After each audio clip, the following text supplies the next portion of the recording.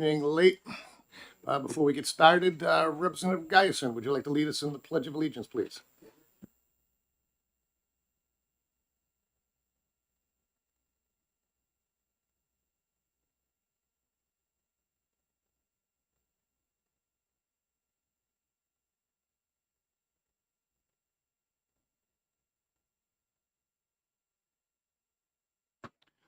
Okay, we're going to open up the public hearing on House Bill 758, establishing a committee to study airport operation hours.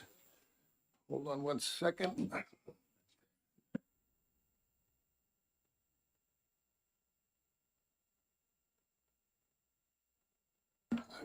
Is the prime sponsor here Representative DuPont or anybody that's a sponsor of the bill?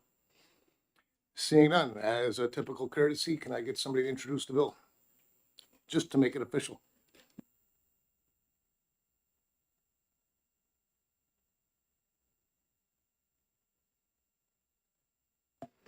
Thank you, Mr. Chairman. Representative Seth Miller, Stratford 21, introducing House Bill 758 to establish a committee to study airport operation hours and provides duties thereto. This bill establishes a committee to study airport operation hours. It is made up of members of the House and the Senate, and their duties shall include, but not be limited to, study how to create a noise abatement measures for airport operation hours in the state of New Hampshire and identify the appropriate federal authorities to carry out such an abatement. The study should explore whether New Hampshire should consider prohibiting airplane flights from departing New Hampshire airports between the hours of 12 a.m. and 6 a.m. It should examine the advantages and disadvantages of such a prohibition and involve discussions with relative stakeholders. Thank you very much, sir. Yep. The only person I've signed up to speak, again, reminder, if you want to sign up to speak to this, use one of the pink cards. To sign in for or against, use the blue sheet up front. Next up, Chair recognizes, without taking a position on the bill, representing the New Hampshire Department of Transportation Bureau of Aeronautics. Is it Lambert? Is it, well, I'll wait till you get down. Welcome.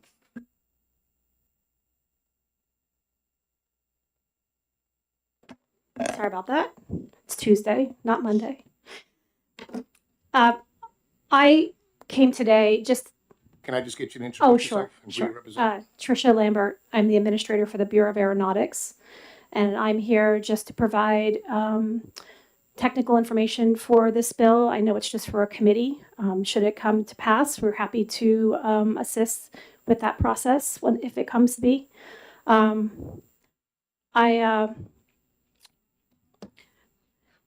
I just wanted to bring forward, I guess, 2 points for this bill. The airports there are 25 open to the public airports within the state. 12 of them are federally funded. This committee, if established, would look at closure of that airport between 12 and 6 a.m. There are 12 airports that receive federal funds that have grant assurances that require them to be open during that time without any type of impact on that. And I guess the second point would be is that the majority of your goods come in during those hours. For cargo, in the case of Manchester, it is the third largest cargo airport in New England, and that would curtail those operations, and they would have to figure out something different because they typically come in during that time frame. So I guess I'll leave it at that. It is a committee, so we're happy to assist in the future if that's what we need to do. Thank you. Thank you. I just have one question for you, if Sure. you don't mind. Currently, what's the process for looking at all mitigation? Because I live in Manchester. I've seen, neighborhoods around the airports get all new windows and HVAC systems. I mean, there's obviously something already in place. There was a program, what they called a noise abatement program, and Manchester was certainly a big participant in that, especially in the 2000s. What we have is what they call a noise contour, and it's based on the type of airplanes that fly in and out of that airport. And what it creates is a contour, and wherever that lies upon the ground was their determination on who gets what. So if you were within a higher decibel, you would get certain work done on your house to help mitigate that. And then as you work your way out from that center, you would get maybe something less. And then And I do recognize there were some people that would say, where the line crossed, my neighbor got it, but I didn't. And so, but it's based off those contour lines. But who oversaw that, is my question. That is the airport sponsor, in this case, I think we're talking is Manchester, and would be the FAA would make that final determination on the funding for that. Thank you very much. Anybody else from the committee? Representative Geisen. Thank you, Mr. Chair. Thank you, ma'am. So you said that we have 12 federally funded airports and that they have to operate in the hours that are federally funded. That's correct. If we did something like a noise abatement, the restricted flight, would that be overridden by the federal, or would they stop funding that airport? Funding is always, could be an issue going forward, but the bigger issue is going to be if they curtail those operations, the federal government can come back in and say that we want our money back, and they do it on a proration basis. Thank you, ma'am. Anybody else? Representative Hamblin. Thank you, Mr. Chair. Thank you for being here. I apologize up front. I'm not aware of your committee or who you represent. Can you speak to your bureau, what it is you do? And Sure, appreciate that. Our bureau is a small bureau of 8 full-time. We are pretty much everything for aviation within the state. We are the FAA liaison. All the funds, federal funds that flow through to those airports go through our office, and they call that a channel. We're a channeling state. We are also a block grant state, so for some of those smaller airports, we act as the FAA for those airports in that funding. So we do the planning, programming, and we oversee the grants that go out to the airports for the engineering and development work. We do collect some revenue through the aircraft registration program, which is essentially like the DMV, but for airplanes. We respond to aircraft accidents and support the FAA and NTSB when those occur. So we will have somebody, an inspector on the ground for that. We currently, many of you may see in the news, we run the Alton Bay Ice Runway, and that's anywhere from a week to 20 weeks or 10 weeks. And anything else that relates to aviation, whether it's homeland security, aviation assets, those types of things. thank you. You're welcome. Representative Sykes. Thank you, Mr. Chairman. Thank you for taking my question. You referred to freight operations as possibly being impacted. I wondered how this bill would affect EAS funding for Central Air Service funding from the feds. Thank you for the question. The airport in the state that currently, I believe, gets EAS funding is Lebanon. I don't know that they operate outside those hours, short of coming in late, not on time. I'd have to look that up to see whether they actually come in after midnight. And this bill is just to establish a commission. So anybody else from the committee? Seeing none, thank you very much. You're welcome. Thank you. Having nobody else signed to speak on this bill, I'm going to close the public hearing on House Bill 758. A couple of minutes to reset. We'll go into House Bill 489.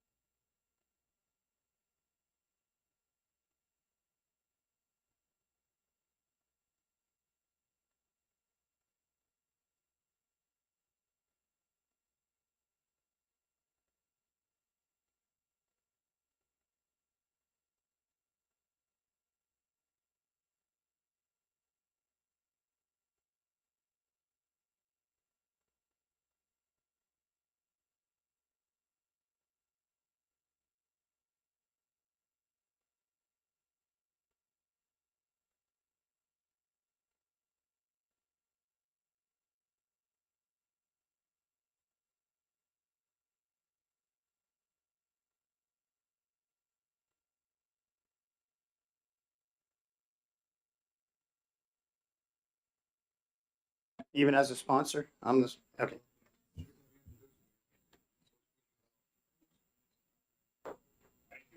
So none of these people can do that. No. Yes, this is 266 1, this is 266 76. We've been back and forth with this one for like a couple times. Okay, I just been told a whole bunch of different stuff. No, that's why I'm here to clear it up. Okay. So I'm being told, this nice guy doing this, we work together. Well, when we do, I work with him. And so I did have to say that. So, that he's phony, state police inspectors, we're only going to allow the state police. But this, so this is existing, because you can actually now go into. Correct. This is, we got audited by FMCSA last year. This, the right of entry, they call it, is the ability to go into places of business hours to inspect the documents. We don't care as long as you. And that's, yeah, it's got nothing to do with the AA guys. Yeah, the feds didn't like the term, new entrant safety audit, compliance review were not in here, and they wanted it specifically spelled out. The new, safety audit, new within the last, what, year and a half, 2 years? But it's just, that's what they picked up on. We were nervous. We were gonna always do amateur hour. I'm gonna still speak to him. Yeah, I propose it, but I'm gonna speak to him to say, as long as it's this, I'm good, because you remember when I used to do employees for the CDL application form? I do all that stuff. Yeah. Okay. I'm gonna open up the public hearing on House Bill 489. Allowing voluntary emergency workers to use rear-facing blue lights on their private vehicles when involved in emergency service. Chair recognizes to introduce the bill, Representative Nalavanko. Obviously in support of the bill, you do have written testimony, and you don't need a whole 5 minutes, I'm sure. But I'm sure I won't. I've got to All be right, at thank another, you. Welcome, sir. another committee meeting, so I'll make it brief. Good morning, Chairman Walsh, Vice Chairman Gorski, and members of the Transportation Committee. Thank you for your time today. My name is Rich Nalavanko, and I represent Cheshire District 9, which includes the towns of Elsted, Gilsum, Marlow, and Stoddard. I'm here to introduce House Bill 489 as the prime sponsor. House Bill 489 is a straightforward, necessary minor amendment to existing legislation, which is RSA 266:78-B, Roman numeral 3. To ensure that our emergency responders have the necessary tools they need to do their job safely and effectively. A few years ago, RSA 266:78-B was amended to allow a single rear-facing blue light on ambulances and fire trucks. While well-intentioned and necessary, that addition to the law inadvertently created an inconsistency, one that HB 489 seeks to correct. House Bill 489 ensures that all first responders operating a vehicle during an emergency, whether the vehicle is publicly or privately owned, have clear and consistent visibility, improving safety for both first responders and the general public. To be clear, this bill costs the state and towns nothing. Volunteer emergency personnel typically pay for their own emergency lights, and this legislation only allows the option for a rear-facing blue light and does not mandate that anyone purchase and install one. What House Bill 489 does is correct an oversight in the existing law. Supporting this bill means supporting our firefighters and emergency management workers and volunteers, the very men and women we all rely on to respond in emergency situations. Visibility, especially during emergencies, matters, especially on New Hampshire's roads, where conditions can be unpredictable. And I would add to the written testimony that that's especially true in rural parts of the state where I live. You take a road like 123, and anybody who's ever traversed 123, which I'm doing daily, you have real issues. If there's an accident or something on the roadway, you come upon it around a bend pretty suddenly. HB 489 is a simple, common sense solution that ensures that emergency responders can be seen, protected, and able to do their jobs as safely as possible. I urge this committee to support a recommendation of ought to pass for House Bill 489. thank you on behalf of all the emergency responders in our state. I'd add to that, I want to personally be in a position to thank everybody that volunteers for these important jobs. It's getting harder and harder to attract volunteers in our state, and we need to do everything within our power to make sure that they have the necessary tools, protection, and other things that they need to do their jobs for all of us. Respectfully submitted for your consideration, and I've given copies, enough, I think, for everybody on the committee. I also have with me today, and I think he's going to testify or be available for questions, Gordon Kemp, who is on both our emergency ambulance corps and the fire department in Elstead. So thank you very much again and if you have any questions for me, I'll be glad to take them. Thank you, sir, and thank you for reading your testimony to us. Any questions from the committee? Representative Miller. Thank you, Mr. Chairman. Thank you, Representative, for your testimony. In reviewing the existing text of the legislation in advance of the session, I note there's a section that says when the blue colored lights are installed on a private vehicle owned by or leased to a law enforcement officer, such lights shall be covered when the vehicle is being driven by someone other than a law enforcement officer. In that this bill would allow a similar situation where these lights would be installed on a vehicle not owned by the city or state, so it's a private vehicle, but would be driven by not a law enforcement officer. Would you expect that they would also be covered when it's not being driven by the volunteer who might be using that, or we'll just leave it turned off and that's probably sufficient? Well, I think it could either be turned off. I mean, the fact that the light's there and it either be turned off, or I think, are you saying if the person is not involved in the emergency situation? My read of this is like if a police officer has this on a leased vehicle, on their private car, and their spouse is driving it, it is supposed to be covered rather than visible. I'm not sure that actually ever happens or is practical, but that's what the law says. And so I'm curious if that you think this would apply there as well. Yeah, I think it would generally not be turned on. Okay, fair. So Thank you. Any other questions from the committee? Representative Foot. Thank you, Mr. Chairman. Thank you, Representative, for taking my question. For clarification, so why is it a blue light that's being requested, not a red light? I know there's already a red light in the existing law, right? It was a 26678C. So in your testimony here, it says for firefighters and EMS, but so doesn't that already exist? And what's the clarification on that? Well, I think it doesn't. What this is intended to do is to cover volunteers that aren't necessarily covered under this legislation. But I do have Mr. Kemp, who is here with me, that can probably answer that question more. You want to wait till I do my testimony? Well, you can either wait or I don't know what the procedure is. If it helps, a few years back, we passed a law that enabled fire to use the blue light, which was against what we had currently. This is just adding volunteers. It's really just Anybody else from the committee? it's just a very short addition if you look at the existing legislation, and I think it's pretty straightforward, and I believe basically it's a common sense addition to the existing legislation. Anybody else? Seeing none, thank you very much. Thank you. And with great fanfare, the chair recognizes Gordon Kemp, representing himself in support of the bill. Welcome, sir.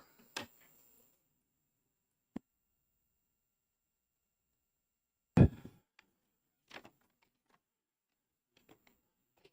morning, Chairman, members of the committee. Thank you for your time and allowing me to testify before you this morning. My name is Gordon Kemp. I'm a selectman in Alstead, licensed emergency medical responder, a member of the Alstead Ambulance, and a firefighter with Alstead and Ackworth Fire Departments. I think Representative Nalbanco covered most everything I was going to say. I don't want to take up more time, so I think what I'll do is just answer any questions if you have any. Thank you very much, sir. Any questions from the committee? Representative St. Clair. Thank you, Mr. Chair, and thank you. And I'm not trying to be smart about this or anything, but do you think that blue lights get more respect than red lights? No, sir, I don't. It's not about respect at all. It's when this legislation was amended in 2015, there was testimony offered about the science behind blue lights cutting through inclement weather, fog, snow, and things like that much better than red, and also blue lights being better at night. Similarly, the law enforcement was allowed to start using red lights recently for, the flip side of that. Thank you. Anybody else from the committee? Representative Blondin. Thank you, Mr. Chair, and thank you for taking my question. Kind of along the same lines, my concern is blue lights are inherently for law enforcement, and I know there's a visibility issue, but would you be amenable to red and blue, red and yellow for a higher visibility, even red and amber, like a clear lens for the visibility? My concern is the public is inherently accustomed to being there's law enforcement present, not knowing if arms are drawn or what the situation is, whereas red denotes fire, ambulance, and so on. So I fully support the visibility issue. Just exclusively blue, personally, I'm not sure how I feel about that. Can you elaborate more on other color options instead of exclusively blue? So, thank you for your question.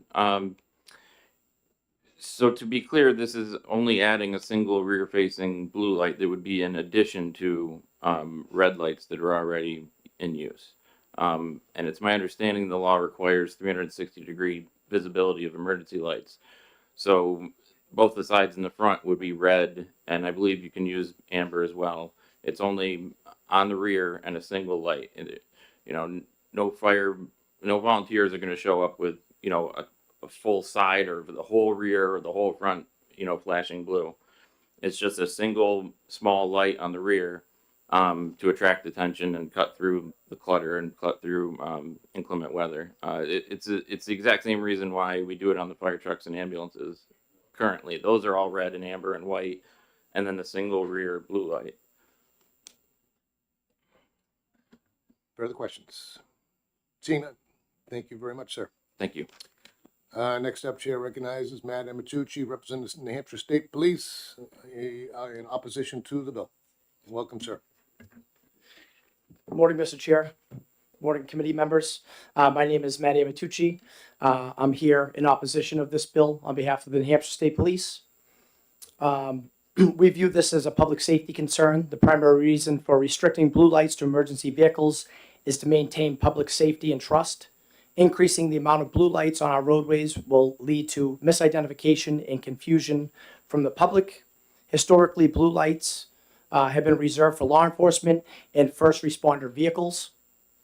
Although there are some fire trucks and ambulances with a rear-facing blue light, there is no confusion as to what those vehicles are. Blue lights on private vehicles will lead to confusion and desensitize the public to blue lights. So with that, I'll be glad to answer any questions. Thank you, sir. Questions from the committee? Seeing none. Representative Miller. Sorry. Thank you, Mr. Chairman, and thank you for taking our questions. The vehicles that these would be on would be vehicles responding to emergency situations, and albeit not structured as an emergency vehicle, they're still performing that service. And so I'm curious, the people doing that arguably deserve the same protection that the light visibility offers. What is the net negative impact that you see more broadly of this because these are emergency responders? Is it just because different types of vehicles are used rather than the people? Yes, thank you for the question. I think it just generally desensitizes the public to blue lights. Currently, when people see blue lights, they view that as law enforcement. And although they're on fire trucks and ambulances, those are very distinct vehicles that you know what those vehicles are. If you put them on any vehicle that's out there, I think over time it's just going to desensitize the public to what those vehicles are. It's just one rear-facing blue light. Typically, when they respond to scenes, there's going to be fire trucks, ambulances, police cars. So there'll be plenty of other vehicles that are there that will have an assortment of lights, blue and red. I think just having a rear-facing blue light on any vehicle, it'll be hundreds of vehicles throughout the state. I think it will desensitize the public to the blue light. Just for clarity, can volunteer fire departments put a single blue light on the back of their fire apparatus or ambulances? Yes. Thank you. Anybody else from the committee? Seeing none, thank you very much, sir. Thank you. Okay, I have nobody else signed up to speak on this bill, so I'm going to close the public hearing. A few minutes to reset. We'll go into House Bill 533.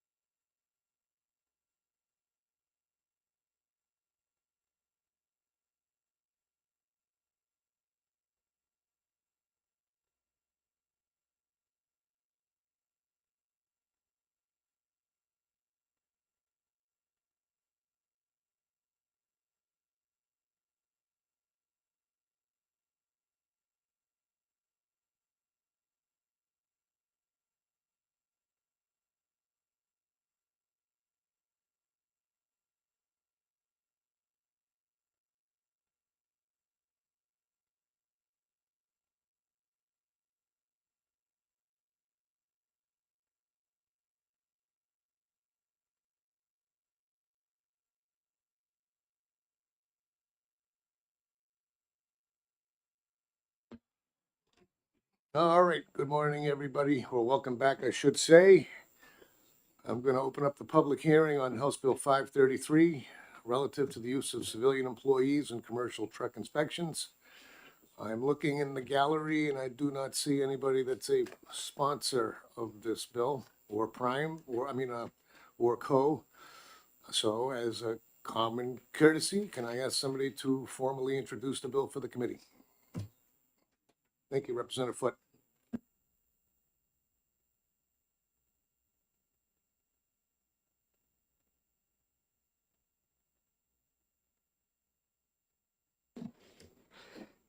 Thank you, Mr. Chair. Committee members, I'm here to introduce House Bill 533 relative to the use of civilian employees in commercial truck inspections. This bill authorizes the Division of State Police to use civilian automotive equipment inspectors in certain inspections and authorize any officer of the Department of Safety or other law enforcement agent certified to conduct truck inspections to enter during regular business hours the commercial premises owned or leased by a commercial carrier wherein certain required records are stored or maintained for the purpose of conducting a compliance review, new entrant safety audit, or investigation, and to inspect in a reasonable manner the records for the purpose of enforcing certain regulations. This bill is the request of the Department of Safety, and I'm introducing this as a courtesy for Representative Trottier. Thank you, sir. I won't ask you if you want to take any questions. Let me see. Eeny, meeny. Why don't we do this? Chair recognizes Bob Scully from New Hampshire Motor Transport Association. Doesn't appear to be taking a position on the bill. Welcome, sir. Good morning, Mr. Chairman, members of the committee. For the record, my name is Bob Scully, representing New Hampshire Motor Transport Association. Initially, I was going to be opposing this bill. There's been some confusion on our part as to where these equipment inspectors would be going to do their work. Our history with civilian employees on the commercial truck side has not been good, particularly when it applies to the CDL application process. I have been told that these inspectors would not be going to do inspections in the commercial motor vehicle area. If that's true, we don't have a position with this bill. But if it was to be true, then I would be opposing this strongly because we had a lot of problems with that. We have a great relationship with the state police. We'd prefer those employees there because they understand what they're doing, okay? And our folks are used to them and know what they're talking about. So, at least on the truck side, as long as they're not going there, then we don't have a position on this bill. For some reason, this was to more for change, then we would oppose it. Thank you, Mr. Chairman. Thank you, sir. Take any questions? Any questions from the committee? Seeing none, thank you very much. Thank you. Next up, Chair recognizes Carl Huddleston, representing the New Hampshire State Police in support of the bill. Welcome, sir. Good morning, Chairman and members of the committee. I just want to clarify this. The title is certainly a little confusing. This is two separate things in one bill. So the first one, which is under 266-1A, talks about adding the language or adding the term automotive equipment inspector as an authorized person to help enforce our state's motor vehicle inspection laws and rules. The second part of this is adding two terms to a completely separate set of RSA's 266-72A, which is our motor carrier enforcement section. And in that section, the motor carrier section, it adds two terms to paragraph D, which are new entrant safety audit and compliance review. And in regards to this, we get audited by the Federal Motor Carrier Safety Administration. And one of the findings that they had in regards to our motor carrier enforcement program was what they deemed right of entry. And in the body of 266-72A subparagraph D, it allows anybody that's certified to conduct commercial vehicle inspections, allows them or gives them permission to enter a motor carrier's primary place of business during business hours to examine business records and conduct an investigation. The Federal Motor Carrier Administration asked us to go even further and to clarify that somebody that's certified to conduct truck inspections can enter the motor carrier's primary place of business during business hours to examine records and to perform a new entrant safety audit and or compliance review. They're both investigations, and for whatever reason, Federal Motor Carrier asked us to include those two terms because they're two specific activities that we do on behalf of Federal Motor Carrier. So again, the title and the analysis, not 100% correct. And I just wanted to make sure that everybody here was aware that there are two separate sections of 266, and there will be no civilians or no automotive equipment inspectors conducting commercial motor vehicle inspections.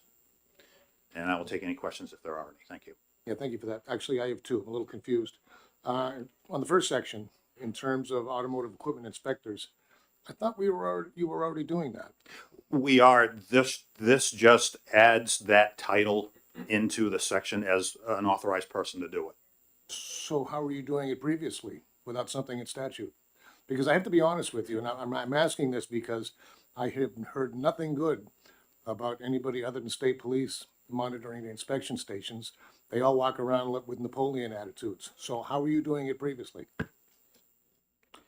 So these are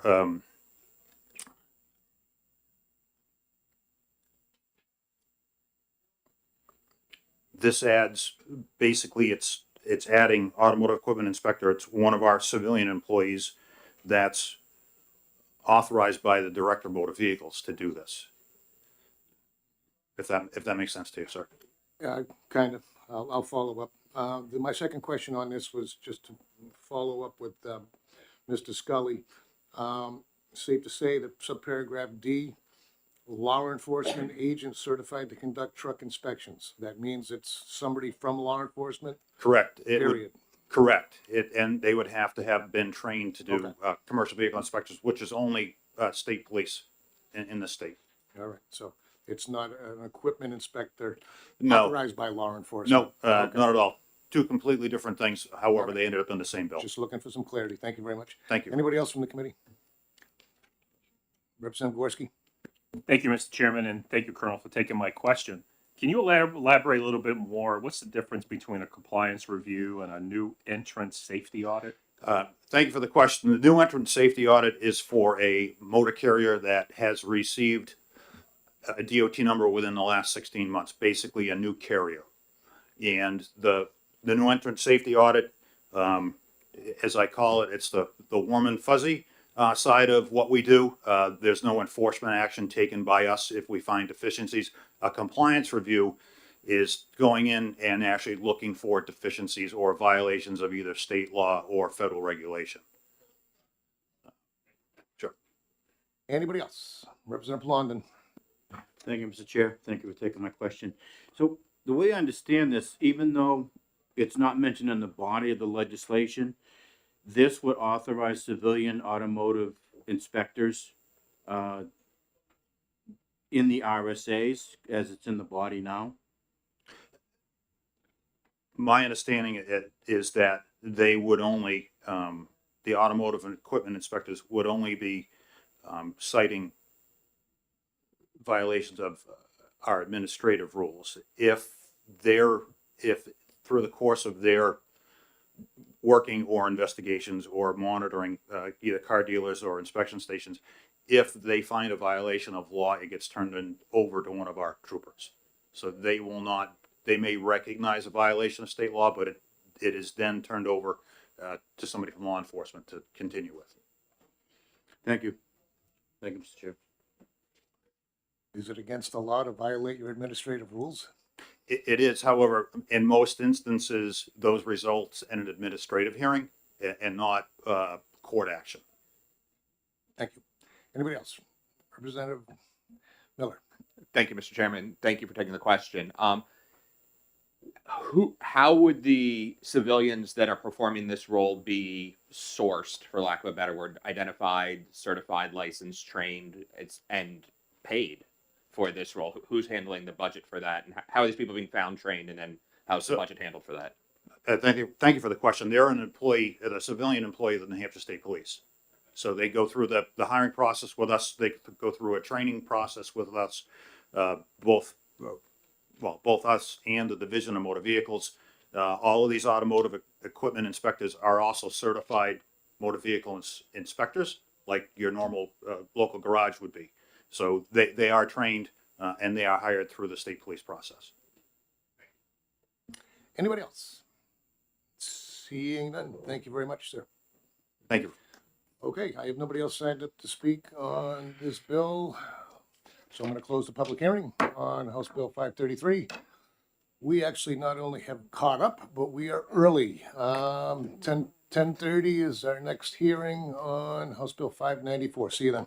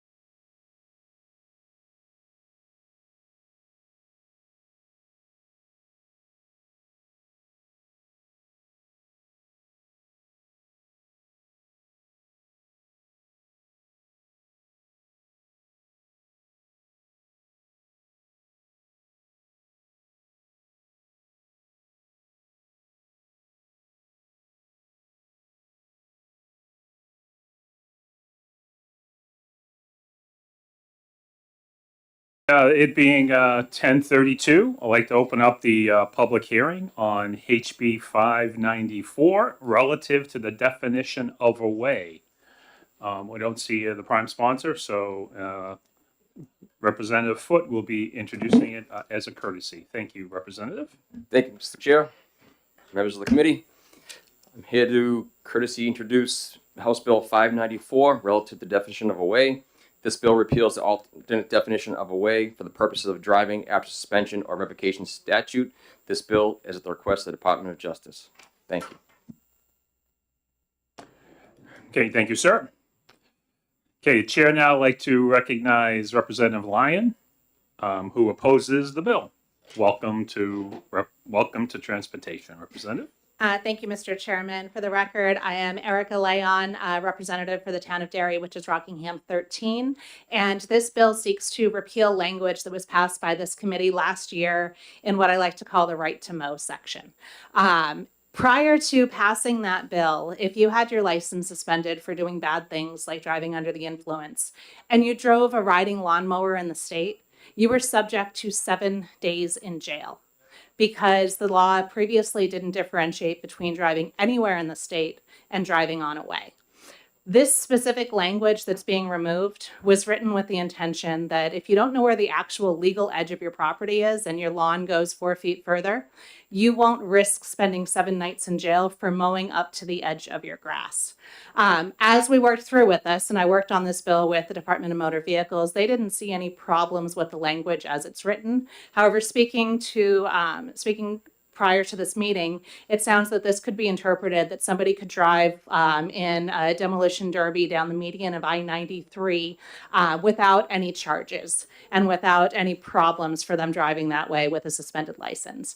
That was never my intention of the language, and I'm actually going to look to work with both the Department of Justice and with the Department of Transportation to figure out how we can make the language clear so that you can mow up to the edge of your lawn, even if that is not technically your property, or perhaps more importantly, the property that you were mowing as a landscaper, while not allowing demolition derbies in the center median.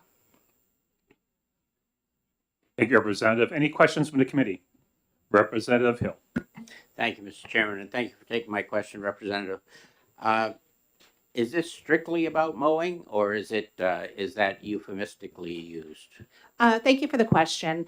So this was actually the most challenging section of the law as we put it together, because the largest time when you would be operating what is considered a motor vehicle in the state of New Hampshire with a suspended license would be mowing your lawn so that your spouse doesn't have to do that after you're doing errands, picking up the kids, driving you where you need to go, and then they have to come home and mow.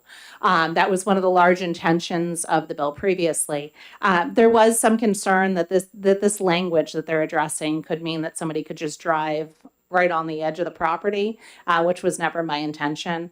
Honestly, you might be operating a tractor on the edge because you might be using that or an ATV in order to take your driveway and scrape back. Although even that makes me a little nervous. If you're on a paved surface, I'm a lot more nervous about that and enabling that in legislation than I am about making sure that if you were mowing your property or the property you're hired to mow, you aren't risking a week in jail. The intention is mowing, but I also don't want to write it so narrowly that if somebody, I just don't want to write it so narrowly that we have more problems and need to come back in the future. Follow up. Thank you. Is it your belief that it's the government that's going to question where you're mowing, or is it a neighbor, or how did that work? I forget, actually. Thank you. So the law is currently, the law was on the books that you could that you could get an enhanced ticket for driving on a suspended license when mowing or operating a tractor on your own property or property where you've been hired. The first time it was introduced, the bill was killed because nobody had been arrested for it. But just because nobody has actually done the time for a crime doesn't mean that it should be on the books. Right now, I actually had the police called on me for cutting down a tree that was close to the road, and somebody was worried that we weren't going to do it in a responsible manner. There's absolutely the issue of neighbors tattling on neighbors and causing headaches and causing problems. So there's no reason to leave literally a gray area between somebody's property boundary and the edge of their grass to allow sort of malicious actions. Thank you. Representative Hemblem. Thank you, Mr. Chair, and thank you for being here.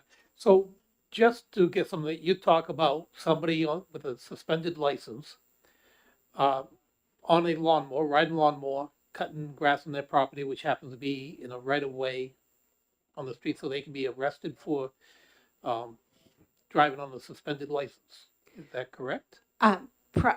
So let me give you a little bit more background. Right now, if you're mowing your lawn and you don't know your property line is 10 feet back from the actual road and you mow that, you're fine. You're in the clear because that's between the edge of your property and the unimproved edge of the roadway. So right now, you would not be arrested for that and you would not lose your license for longer and spend a week in jail. This bill, if it passes, would make it so that if you go past that legal line of the edge of your property and go past that while you're riding lawnmower, you would risk losing your license, I think, for another 6 months and spending a week in jail. And I did look, I'm not sure how many people know how close their actual property line is with their edge of their grass, but most people are mistaken about where those edges are. Follow up? Follow up. So can my 12-year-old grandson ride or go over that line and get arrested for not having a license? That's a great question. If you've never had a license, you don't need a license to operate a lawnmower. But previous to the bill that passed last year, if you had a suspended license for a DUI, you can't operate a riding lawnmower. But if you've never had a license in your life, or you're not old enough for a license, you can use a riding lawnmower. It was one of those areas where, as we debate all the details of these bills, we don't always realize the unintended consequences from our language choices. That one actually goes back to when a motor vehicle was described as something with an engine that was operated on a way. And then we recodified our laws in the 30s, and we changed the definition of way, and we didn't change the definition of motor vehicle. So rather than changing the definition of motor vehicle back to something that's operated on a way, because that has bigger issues, the simple idea was that nobody realized that it was illegal to operate a lawnmower or a tractor on private property. Everybody always thought that that was just an issue on state roads, on ways.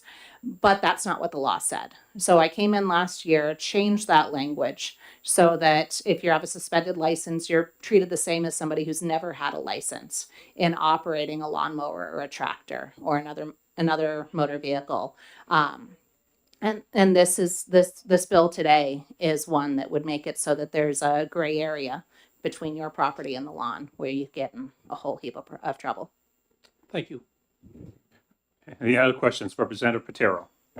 Question of the chair. Do we have somebody from the Department of Justice signed up to speak? I do not have any other pink cards Thank you. right now. Representative Giason. Thank you, Mr. Chair. Thank you, Honorable Representative, for taking the question. So my understanding is that a driver's license gives you permission to drive on public roadways and that law enforcement enforces the rules of public roadways. Are you saying that if this goes through, it will revoke the language that defines a public roadway and therefore would expand the scope of duty for law enforcement to go onto private properties looking for mowers? I don't think that they ever would, but is that why this is important?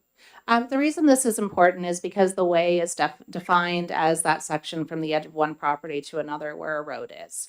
A lot of times that legal way is larger than the actual road that we think of as the road. So because that is larger than that actual edge of the road, this section that's being repealed by this bill only addresses the operating with a suspended license with a motor vehicle on that distance between what's commonly understood as the road and what's legally the way, but appears to be private property. Any other questions from the committee? Not seeing any. Thank you so much. If I may say one more thing. You may. I will speak with the Department of Justice, Department of Transportation, see if we can come up with something that makes everybody happy, and then bring it to the committee if that would be amenable to the committee. Yes, if you can let the chairman know or send it to the chairman, Chairman Walsh will take that under advisement. Thank you. Representative Plummer? Just one quick question, and thank you, Mr. Chair, and thank you for taking the question. It's my understanding that you're saying no one has received any violations or been arrested for this to date? We're being proactive, is that what I understand? Yes. So nobody had been arrested for that. So I guess we'll do a little bit of a public service announcement for people to make good choices. On the last day of session in my first term, I went out after session and was arrested for a DUI in my driveway. When that happened, I deserved it. I took all of the punishment. But my husband had punishment that had to take punishment. So he had to drive the kids. He had to do all the errands. He had to drive me where I had to go. He had to go to work. And because my lawyer advised me that you could not operate a motor vehicle, including a riding lawnmower, he had to do all of that and then come home and mow all of our grass.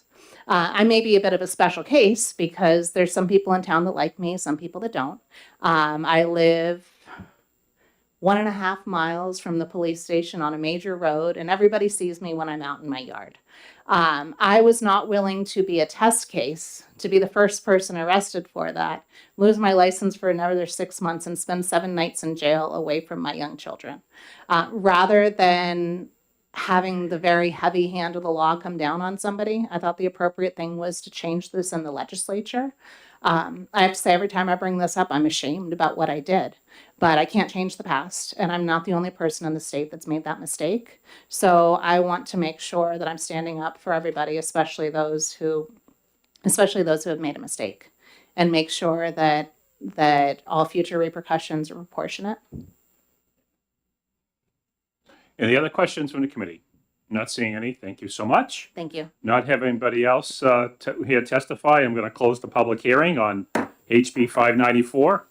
Our next bill will be HB 632 at 10:50 in about 5 minutes.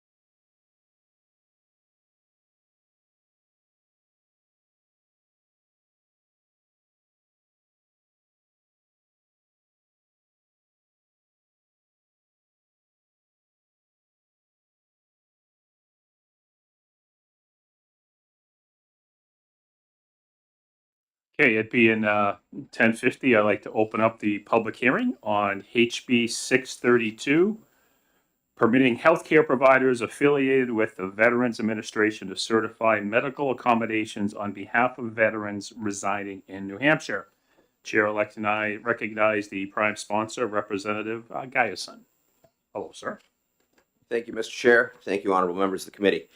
So I'm introducing House Bill 632, which, as the chair stated, provides healthcare providers affiliated with the VA to certify medical accommodations, specifically equipment accommodations for veterans in New Hampshire. This basically is to close a loophole that was inadvertently opened up by the jail car last year through Safe C policy Safe C Rule 2501.08, which read that in order for medical provision or exception to equipment to be provided, that the healthcare provider had to be an in-state licensed healthcare provider. What that did was inadvertently disqualify healthcare providers from the VA, most of which are licensed healthcare providers in other states who, through federal contract, take an assignment somewhere. So, like if you walk through the Manchester VA, most of those healthcare providers, doctors, nurses, PAs, etc., they're not licensed in the state of New Hampshire. They're practicing on their federal reciprocity on an assignment here in New Hampshire. This may not be compliant with several ADA rules already. And so what this bill does is it resolves that VA healthcare providers can write these medical exceptions for equipment that will be accepted by the DMV for instances of handicap or instances of medical disability.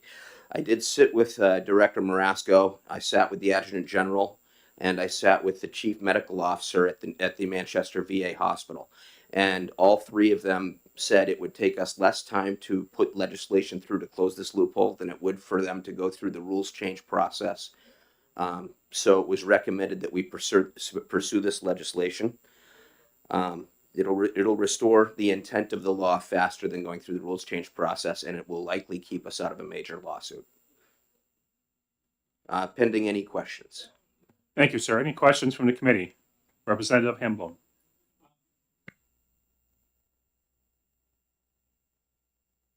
Thank you, Mr. Chair. Thank you, Representative Guyson, for being here today and taking questions. Based on your last question, is there a financial risk if we do not pass this bill? Thank you for your question, Representative. Yes, so there are already a group of veterans that are talking to each other about a lawsuit, possibly a class action lawsuit on the state of New Hampshire for ADA noncompliance under 3 different articles of federal law, by the fact that medical exceptions have started to be denied. The first series of phone calls that I got, this was submitted to me for draft by a veteran, and then I had several other veteran phone calls to push it further.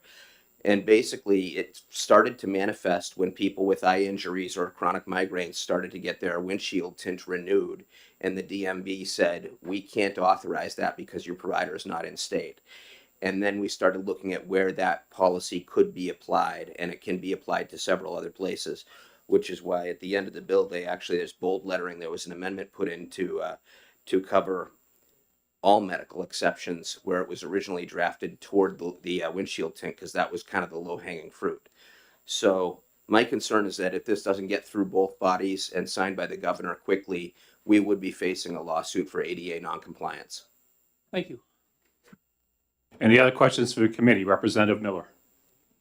Thank you, Mr. Chairman. Representative Guyson, thanks for taking my question.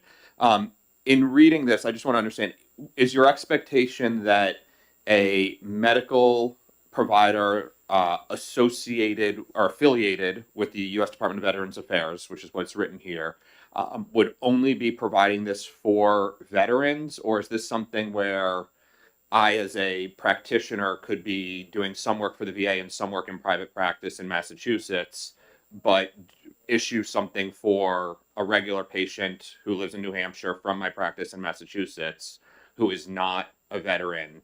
Does that make sense? It's sort of a weird, I'm looking at edge cases, I know, but is that something where we think this would happen? Or is this veterans, it would be at a VA location or under VA auspices that this would be granted to veterans? Thank you for the question. This is specific to practicing for the VA, whether it's on a facility or whether it's through contract to the VA at a smaller, location or even on-site location. This would not be geared toward private healthcare providers. That would be something different. One of the reasons that New Hampshire tried to narrow this down with the healthcare providers because each state tracks their own licenses, and while you have reciprocity practice in other places, each state tracks its own licenses. So my understanding when this rule change happened was that they were trying to lean down investigations for healthcare providers that are, maybe telehealth from Michigan or something, and they just missed and accidentally took out the VA. It's very easy for the DMV to call Dr. Forrest over at the VA hospital and say, hey, is this person practicing and licensed? It's a lot harder when you get into private practices over the borders where we can't confirm somebody's license in the event of an investigation. Does that answer your question, sir? Any other questions? Representative Ayu. Thank you, Mr. Chairman. Thank you for taking my question. Do we need to put a definition of medical provider in there? Make sure it's not, an LPN can be a licensed medical provider. Do we need to say physician or, optometrist or something along those lines to kind of narrow the scope of this? Thank you for your question. I used the term medical provider because that term is already codified into law in the state of New Hampshire. There are laws that say what a medical provider is, what licenses are included. I stayed away from terms such as doctor because I did not want to contest the state's pre-aligned definition of what a medical provider is. So this isn't going to play differently with existing laws. Follow up? Would it be better to put a reference to that law that defines medical as defined by RSA, blah, blah, blah, to clarify that? I think that we could do that, but where we already have a definition of medical provider in law, I don't know that it would be necessary. Any other questions from the committee? One quick question before I let you go. If this passes, does it help our vets, if this bill passes, to get treatment, more efficiently and more effectively? Yes, it does. It also helps our veterans get medical accommodations for disabilities that are recognized through the VA by not having to go pay a separate private practitioner. And, many veterans that are using the VA as their sole health care don't have the money to go hire another doctor somewhere. They're getting that is their health insurance and that is their health coverage. Any other questions from the committee? Representative Hemblem? Thank you, Mr. Chair. Thank you.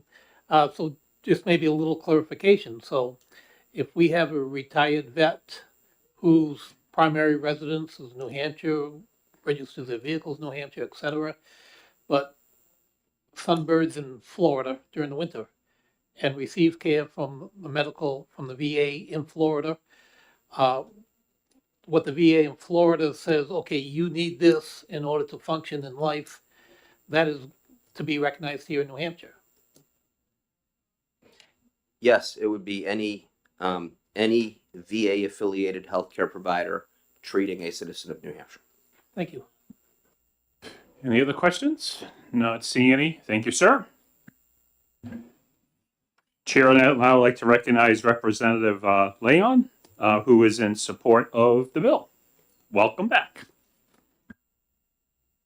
Thank you, Mr. Chairman and members of the committee. I'm sorry that we need to be here today for this bill. As a member of the Joint Legislative Committee on Administrative Rules, I was one of the people that passed this language that unintentionally discriminated against the VA. We are very limited in what it is that we can do in JELCAR. Our job is to see if the rules are authorized under the statutes, if they're aligned with the underlying statutes, and then there's a general public interest clause. Had we been aware of this at the time, we would have raised the public interest clause to also include VA physicians. But if you want to look at the schedule that we have coming up this Friday, just listing the rules that we have is over a page, and some of those are hundreds of pages long. So we rely on other people to find issues when necessary. As a side note, I'm hoping that this committee has somebody looking over the transportation rules that we are adopting, because there's nothing like experienced eyes who helped pass the laws to make sure that the administrative rules do follow the intention of the past language. So in JELCAR, we generally look to a lot of things around licensing. And I believe, and I wasn't intimately involved with the bill as it went through, but I believe that there was a question about whether we want to allow out-of-state providers or just in-state providers to do this and to provide this certification. I do think, Representative Miller, that it may make sense to talk to people who've been involved in this and potentially look to bring a broader bill that would allow cross-border physicians to write these permissions, but that's outside of the scope of this existing bill.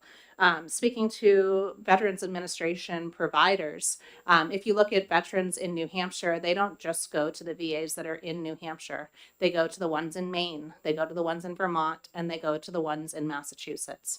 And that's if they're residing full-time in New Hampshire. For those who also travel, it's quite likely that they would visit other VAs as well. And since everyone who served wrote a check for everything up to and including their life, I think the least thing we can do is allow them to be seen by VA doctors anywhere in the state and get the accommodations that they need on their licenses.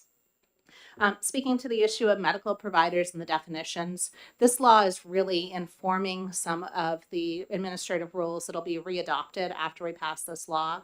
And they are very comfortable and very familiar with the definition of medical provider, and linking it to a definition somewhere in the statutes wouldn't add any more transparency or any more helpfulness. As somebody who served 3 years on the Health and Human Services Committee, I realized just how many medical providers we have in the state. For those of you who don't know, we actually have physician's assistants that are sometimes the senior person on staff at a hospital up in the North Country. So the last thing I want to do is limit their ability to make sure that somebody can get the accommodations that they need. I do want to thank Representative Gaeson for bringing this bill. It's absolutely critical that we update this and we fix this. Once this is done, they'll be able to speed through an emergency rule in JELCAR where that can get basically put into effect while they rewrite all of the language. But there's an entire process for adopting a rule where you need to have the language, which can take months to get, have a public hearing, then digest the information from the public hearing, and then go through the actual approval process with JELCAR. Even on an easy change, it takes the better part of a year. So I'm hopeful that this committee will adopt this, take it as it's written, pass it through, and hopefully we can encourage our friends on the other side of the wall to pick this up quickly so that we can make sure that veterans are getting the accommodations that they rightly deserve. Thank you so much. Any questions from the committee? Not seeing any. Thank you so much. Thank you.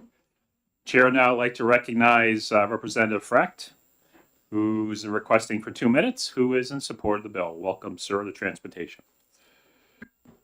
Thank you, Mr. Chair. I'm David Frack, representing Grafton 16, the town of Enfield.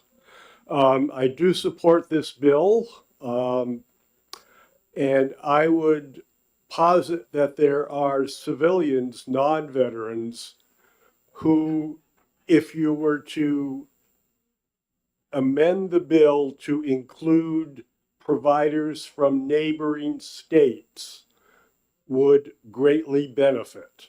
I'm sure that there are residents along the Connecticut River Valley, the Massachusetts border, and the Maine border who are not affiliated with a VA hospital because they have never served the United States, who see a provider in a different state.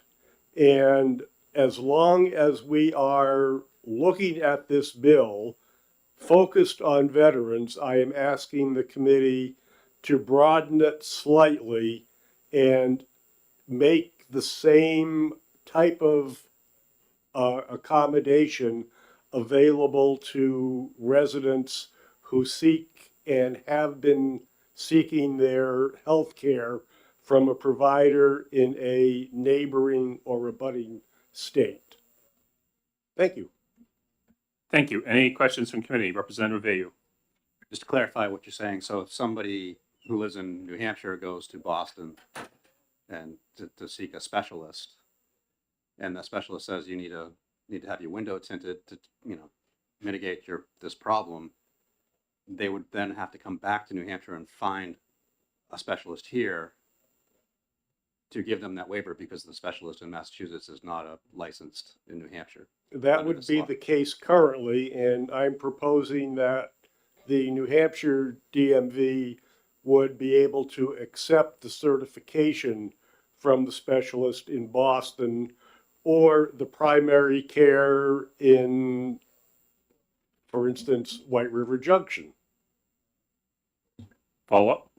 So, so another scenario is that usually if you live in New Hampshire, you have a primary care physician here, and then you go under the care of a specialist out of state, but they refer you back to your local PCP to issue any orders or prescriptions or stuff. Well, like that. I would posit that if I lived in, say, Claremont, I don't believe Claremont has a hospital. And my primary care was from Springfield, Vermont Hospital, that the physician or healthcare provider working and licensed at the Springfield, Vermont Hospital could then be authorized to provide the certification. Perfect. Thank you. Any other questions from the committee? Not seeing any. Thank you so much. Thank you for listening. Chair now like to recognize the Honorable Warner Horn, who is asking for 3 minutes, who's supporting the bill. Welcome, sir, to transportation.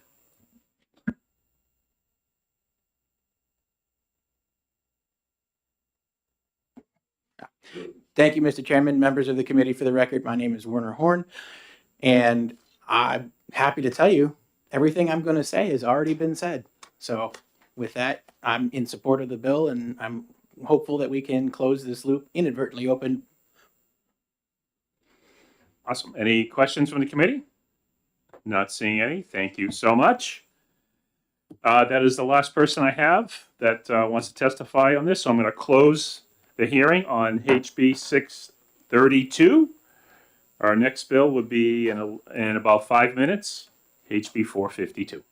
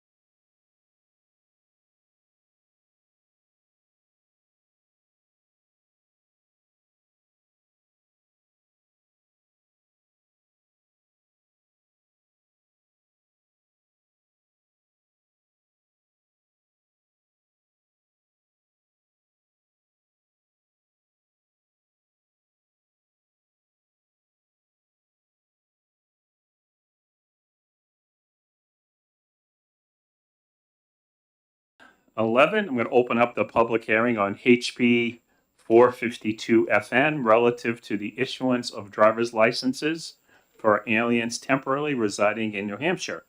And the chair would like to recognize Representative Walsh. Welcome to transportation, sir. Thank you, Mr. Chairman, members of the committee. For the record, my name is Tom Walsh. I represent Merrimack 10, which are the towns of Hooksett and Dunbarton. And I am here to introduce House Bill 452. You just mentioned the title. I am going unscripted, so be gentle on me. I know this is a pretty intimidating committee to be sitting in front of. A lot of you that were here last year probably recognize this bill. It started out as House Bill 1118, which, just to get into the bill itself for a few minutes, consisted of basically lines 3 through 25. Those were just changes that were actually put in by another member of the committee last year, dealing with how you get a license and requirements of the Director of Motor Vehicles on what shall be relative information for his decision or her decision to give him a license. So those changes are pretty simple. And again, that's lines 3 through 25. Line 7 talks with notwithstanding 26340A, which is just a requirement. The social security number is required in most cases to get a license. A big change on line 15 prior and currently, because the bill that we passed out of the House amended the original 1118 was interim studied in the Senate. Changes the word from may to shall. Previously, or currently I should say, the word may still is there, and under certain, well, depending on who's the director, they may not look at any of the criteria that is spelled out in the statute for getting a driver's license, New Hampshire driver's license. So that word's changed to shall. And then you'll see a few changes on those requirements that they shall consider, and a few changes to lettering, because actually C on line 22 was moved into line 18, et cetera, et cetera. So that was the original 1118. During that whole period, we were also watching the news every night like everybody else around the country, watching what was going on at our borders, watching the millions of people coming across the border every day. And we started asking questions of the department on who's actually getting driver's licenses in the state of New Hampshire. And we were told repeatedly, nobody in a pending case is getting a driver's license. And this went on for months. So, okay, that's as fair as it can get. It was later on that we were made aware that, oh, well, if they get a temporary work authorization, then of course they get a social security number, which means now they can get a New Hampshire driver's license. And that's where the rest of the bill, lines 1 and 2, and then lines 26 through the balance of the bill, came on 1118 as an amendment. Why would I do this? And I'll get into the details of what it does in a minute. Fundamentally for me, I realize, and it's in statute, that the ability to drive on the roads of New Hampshire is a privilege. It's not a right. Contrary to what a lot of people say, because we don't have, mass transit and adequate public transportation, it should be everybody's right to drive, and that's not true. It has not been changed. Driving is a privilege. And I find it very unfair to the law-abiding citizens of this country that we just hand out driver's licenses to people that are currently claiming asylum, but have yet had their case adjudicated in the immigration courts. So, that being said, lines 1 and 2 start the bill, this version of it, by saying that the people that have gotten their license prior to the change shall not get it renewed. Simple enough. And then when you get down to license, line 27, that's just recognizing that these licenses will not be used for state voter registration or any other purpose related to local, state, or federal voting. On page 2 of the bill, I'm just going through this. Line 4 is unchanged. Line 3 is a new section. This is where addressing the asylees begins. That's a new section. What it says basically, and I don't have to read it to you, but what it says is that people who have claimed asylum to get into the country will not get a license even if they've been granted a temporary work authorization until they have gone through and completed their court cases through the immigration courts and become lawful permanent citizens. I think it's as fair as it gets. If there was a fairer way to do this, I would look at it, but I can't. You either agree that it's not fair to give people licenses that haven't even proven they're here legally yet, or not. And I think some of the confusion that happened last year is the difference between lawful presence and legally. Just to give you a quick one, what goes on at the border, what had been going on at the border, although it's changed considerably at this point, that anybody could come, regardless of any third-party agreement, third safe country agreements. Anybody from any country on the planet was coming up to our southern border and claiming asylum. They have to go through, not to mention the fact that they were also helped along by some NGOs. I'd be curious to see how many of those organizations were getting money from USAID, but we'll look at that into the future. So they were being coached on the process, and once they get into a port of entry, the first thing they go through is a screening, and they have to answer some basic questions. If they answer those basic questions correctly, they're then given an I-589, which is basically the lawful presence that we talk about. It just says you can't be deported while you're waiting to go through your asylum hearings. And not once they get to 589, their names, whatever names they were provided, get put into the safe database, and then they're released into the interior of the country with the hopes that they come back for their hearings or their cases at a later time. That's the nutshell, and that's where the confusion was. Some people can say, well, they're here legally. Well, I contend they're not. They're here with lawful presence to prove they're here legally. And so all this bill does is, instead of putting the cart before the horse, once you've proven you are here legally and you are not going to be asked to leave because your claim is illegitimate, then you can get a license, not before then.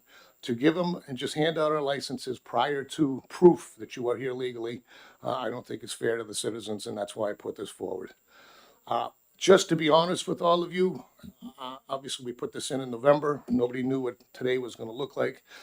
Last month I was actually considering, do we even still need this anymore? Maybe I should withdraw the bill. And then our border czar, and I hate that word, but Tom Homan came out last month with a pretty shattering statistic. And after the research he's been doing, and he's actually been doing this since 1984, estimates that 9 out of 10 of these asylum claims are illegitimate. That's 90%. That's all I needed to hear to keep this thing in motion, and I'm hoping that the committee will see favorably, pass it one more time, and put it to the House floor. With that, Mr. Chair, I'll take any questions. Okay, Representative Hill? Thank you, Mr. Chairman. Quick question. When someone here that's lawfully present and applies for asylum is denied, what do we do in New Hampshire to revoke that license? Or do we do anything, and does your bill do anything in that circumstance? I do not know what they do. If they're deported, obviously the license is negated. This bill prevents them from getting them renewed specifically. But in terms of an actual mechanism, good question. Maybe it's something we can look at.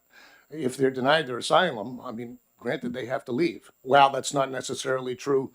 There's a whole appeal process as well. So until they've exhausted all their appeals, I would imagine their license would still be, if they've been given one, still be valid. Representative Miller? Thank you, Mr. Chairman. I just want to make sure I understand your position on the definitions here. You're suggesting that someone who approaches the border, claims asylum through the legal process established by the federal government, is granted the paperwork as established by the federal government, is in fact not here legally? It's a semantics, it's a play with words, and yes, you are right. It's been said in the media by our vice president, I believe. To be able to call somebody here lawfully present legal is like waving a magic wand. You have to look into the words. The document they get, the I-589, gives them permission to lawfully stay here while they're waiting for their case to be completed. So to me, and you're right, that's my opinion, when you see, you cannot be deported, you're allowed to stay while you go to your asylum case or hearings to see if you are here legally and can stay legally. Because if you're not, then they tell you you have to go, once you go through the appeals process, et cetera, et cetera. Thank you. Follow up? Follow up? With respect specifically to driver's licenses, we use them typically for identification and proof of, we'll say, education or qualification to operate a motor vehicle. Is there any specifics about the person's legal status in the country that changes either their identification or their proof of their ability to operate a motor vehicle that suggests it needs to be revoked or not issued? Say that one more time. I just want to make sure I'm getting you full understanding. Generally speaking, the reason driver's licenses are issued are twofold. One is they can be used to demonstrate your identity, and two is to demonstrate that you have satisfied the DMV's requirements and proof of ability to safely operate a motor vehicle. Does the immigration status of a person alter either their identity or their ability to demonstrate that they can safely operate a motor vehicle on our roads, which are the purposes of the license? Yeah, well, I'll agree with you on one thing. When licenses were first created, that's all they were for, was to prove that you had the ability to drive on the roads of New Hampshire. Since then, obviously, they've been morphed into our identification for everything. And you are right. Things do change as they go through the process, whether it be an asylum claim or permanent resident. And once you get permanent residency and a social security number, then you can move on to applying for citizenship. And you're right, I forgot to mention that in the last part of the bill. It does, I believe, Roman 4 also add that denotation on the license. And that's if you've got one legally, using some of the parameters on page 1. In other words, for the purposes of attending public education institutions, lawful employment, spouse or child of alien, et cetera, et cetera. I hope that answers your question. It did not. Thank you. Well, I mean, try you can, if the chair will entertain, I'll maybe try to rephrase it a little different. Do you want to rephrase or think about it? Or come? I will try one more time. Does the legal status of someone in the United States affect their ability to prove that they can safely operate a motor vehicle per the DMV? That was easy, no. Thank you. Representative Vayu. Thank you, Mr. Chairman. Thank you for taking my question. There are at least seven different treaties and international agreements that govern how asylum seekers and refugees should be treated. Does this distinguish between a refugee and an asylum seeker? Because they're two different definitions, but they both have drawn out processes. Thank you for the question. Last year's version did have refugees in it. And I know that is one of the things the Senate did not like about it, because it is a whole different approach or process, I should say. Generally speaking, refugees or people seeking refugee status actually request it in their country of origin. It's asylum that usually happens when, well, you have to be on our soil before you can claim asylum. And just so you know how, in my opinion, how abused this whole process was in the last 4 years. We even heard from our Department of Motor Vehicles that even people that we're gracious enough to give student visas, vacation visas, or tourist visas, and sometimes work visas, when those visas expired, the previous administration was allowing people to claim asylum then. You know, I mean,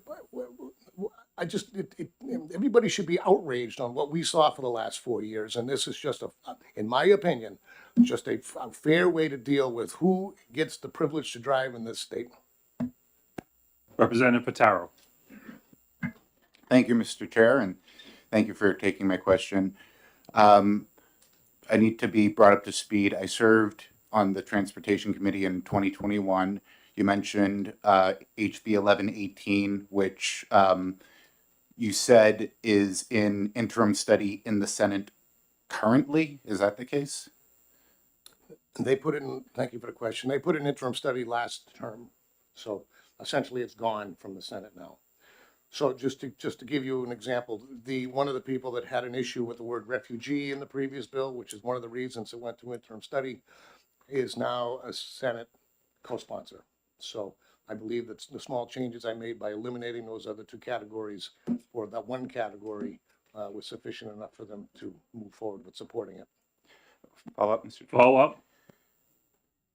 Between 2023 and now, has something changed in New Hampshire where non-resident aliens can now get New Hampshire driver's licenses? No, the big thing that changed was the urgency previous to, I don't know if it was 23 or 22. The federal government would issue temporary work authorizations a year after somebody claimed asylum through a port of entry. Then the urgency became national. You remember hearing governors across the country who were receiving large numbers of immigrants were pleading with the federal government to start issuing the temporary work authorizations sooner. We actually had many bills previous to that that were supposed to close the gap between the time when somebody filed for asylum or claimed asylum and waited that year for a temporary work authorization. Now, keep in mind, the only reason we're all here and even having this discussion is because it was allowed to have millions and millions of people come across the border. This is pain self-inflicted by the previous administration because the system is overwhelmed. And to be honest with you, I don't even want to be doing this. But in my duty, in my opinion, to defend the fairness to the citizens of this state, this is why I'm going to keep moving forward with this bill. And on the unfortunate side of this is that, yes, unfortunately, the people that are here legitimately with legitimate claims, and just so you know, to claim asylum, this is still statute. This is still federal law. You need to prove that anyone with a legitimate fear of persecution based on race, religion, political views, or membership in a particular quote unquote social group is the only reason for legitimate asylum. Seeking a better life is not a legitimate reason to claim asylum in the United States.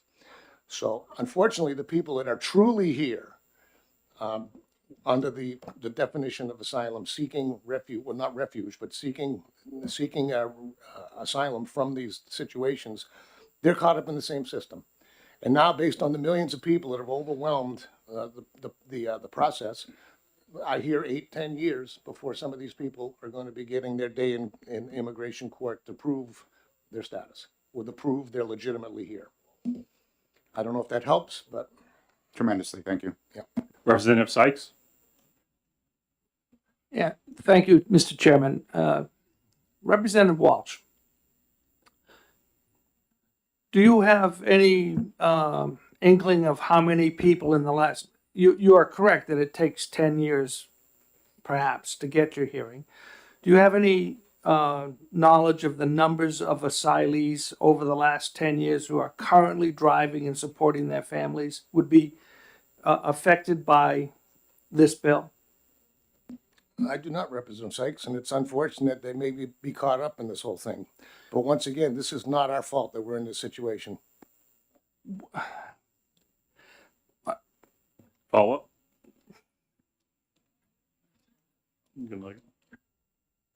Representative Guyson. Thank you, Mr. Chair. Representative Walsh, thanks for taking the question. It's probably going to be the easiest one. So this would not change the way that New Hampshire acknowledges IDPs or international driving permits for tourists, correct? Correct. Representative Hemblem. Thank you, Mr. Chair. Thank you, Representative Walsh. Just on something entirely different. On page 2, lines 19 and 20, it says the driver's license card shall bear a mark indicating that it's non-resident driver's license. There's nothing that defines what kind of marking. So is there anything currently on the books that would define something like this? Or is this something that the director of the DMV would say, put a little black dot on the back of the license but nobody notices it? Under RSA 541A, under rules, the department could establish what that symbol looks like. Thank you. Representative Plamondon. Thank you, Mr. Chair, and thank you, Representative Walsh, for taking the question. I'm just curious whether this is really a national issue. Do you know of any other states that have introduced similar legislation to their DMVs? Originally, when I did my research, I looked at what other states are doing. I don't know that they're similar, but yes, there are many states that have been doing things to address the same problem. Specifically, I don't have those in front of me, but yes. I believe it or not, one of the most extreme ones I saw was a little state called Iowa. And I was surprised to see they had one of the strictest proposed bills dealing with licenses. And they're not even technically on the borders of our country. So yes, it's all over the country. Any other questions from the committee? Not, Representative Miller? One last follow-up, if I may. You mentioned, subsequent to our my prior questions, keeping things fair for residents of the state of New Hampshire, citizens. What is unfair about someone who has proven their ability to safely operate a motor vehicle doing so, regardless of their citizenship? As I said, it is a privilege that the state of New Hampshire citizens hold dear and have to comply with all the laws that they do. We have two bills specifically that are trying to take that away to keep that license. I don't think it's fair that if you intentionally mislead or lie to get into this country based on an asylum claim that you know is not correct or not true, to get that same privilege, period. That is why I'm doing this. I am standing up for the people of this state. It's unfortunate that the legitimate asylees may get caught up in this thing, but I'm sorry. If you said any untruths at your hearings or said any untruths to claim that you're an asylee here, even if you don't meet this definition that has been in law for years, then you are complicit, and I don't think you should get the privilege to drive in this state. Follow up? Who gets to decide and when whether that lie or misstatement was made? I told you, they have to go through the immigration courts, which unfortunately, because of the millions of applications, is years in delay. And so I'm not going to take a position that just for the sake of a few legitimate ones, we should give everybody one. I don't think that's fair. Unfortunately, the legitimate ones are going to get caught up waiting for the ones that aren't. Thank you. Any other questions from the committee? Not seeing any. Thank you, sir. Thank you. And we can discuss this more at the executive session. We will be doing it today. I assume we will. Chair would now like to recognize Representative Bodataki. How'd I do? Great. He's asking for 4 to 5 minutes. He opposes the bill. He does have written testimony that he'll provide. Welcome, sir, to Transportation. Thank you. Mr. Chair, Ranking Member, and committee members. My name is Shiraz Bodataki. I represent Hillsborough County, District 40. I came here to strongly oppose HB 452, not just as a legislator, but as someone who understands firsthand what it means to come to this country seeking a better life. 16 years ago, I arrived in the United States as a refugee after spending nearly 2 decades in a refugee camp. I'm always thankful and humbled for the support I was given. I know what it is like to start over in a new country, to work hard, to rebuild a life from nothing. And I know that something as simple as driver's license can mean the difference between opportunity and struggle. This bill targets people who are here legally, students, workers, families, people who are trying to do the right thing. It tells them that no matter how hard they work, how much they contribute, or how deeply they want to be part of this state, they are not welcome.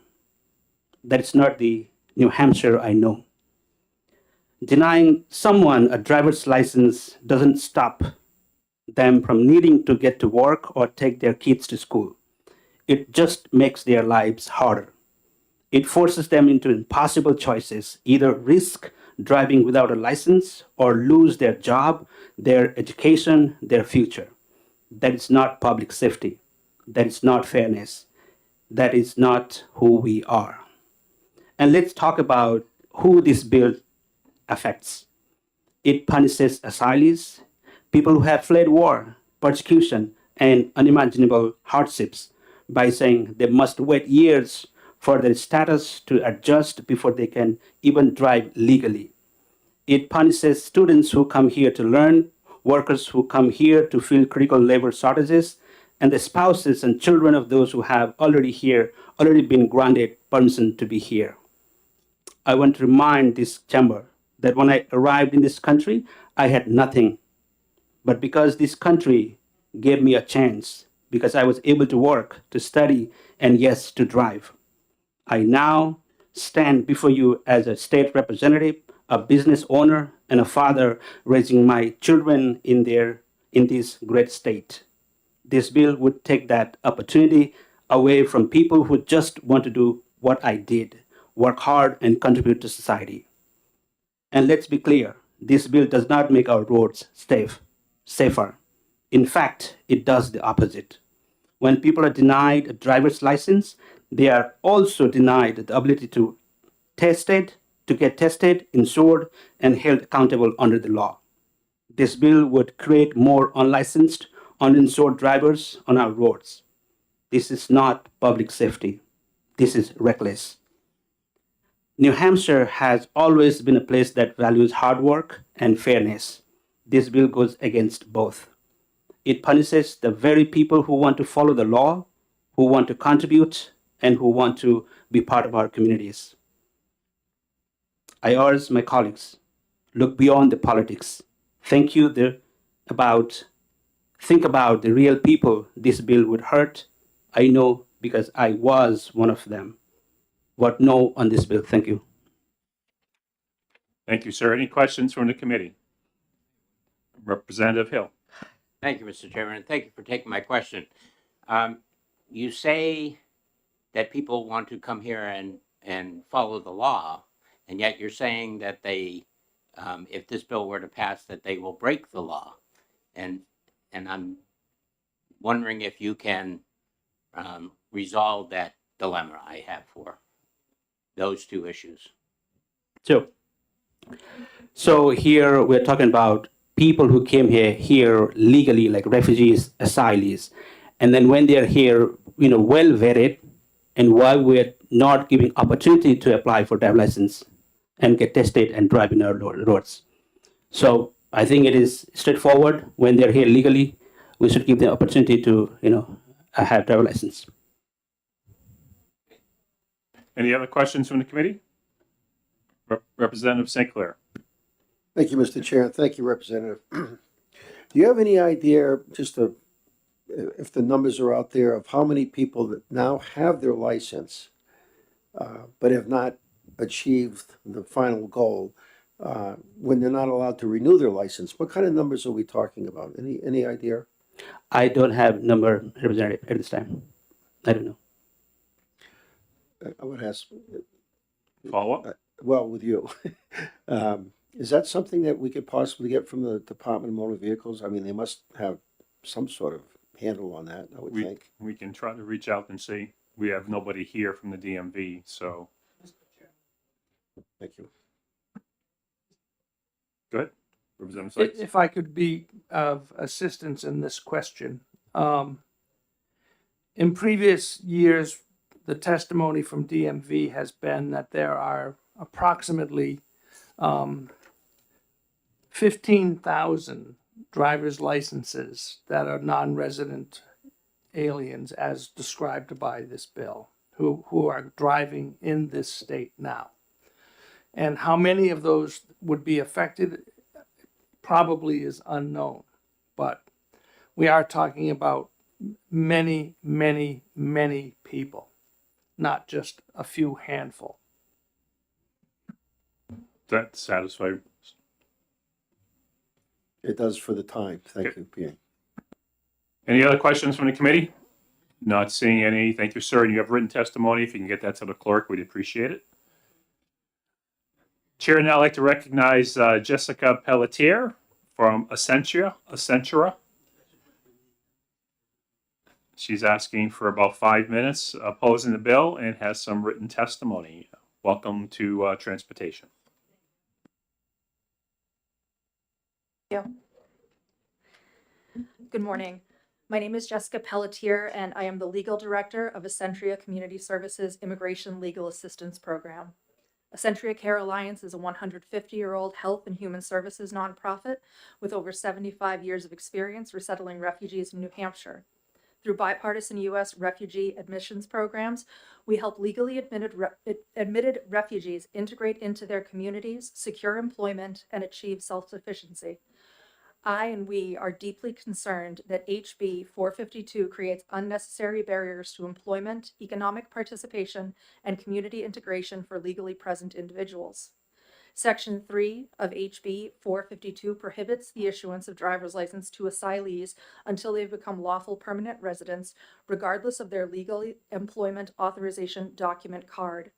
This restriction is not only unnecessary but harmful.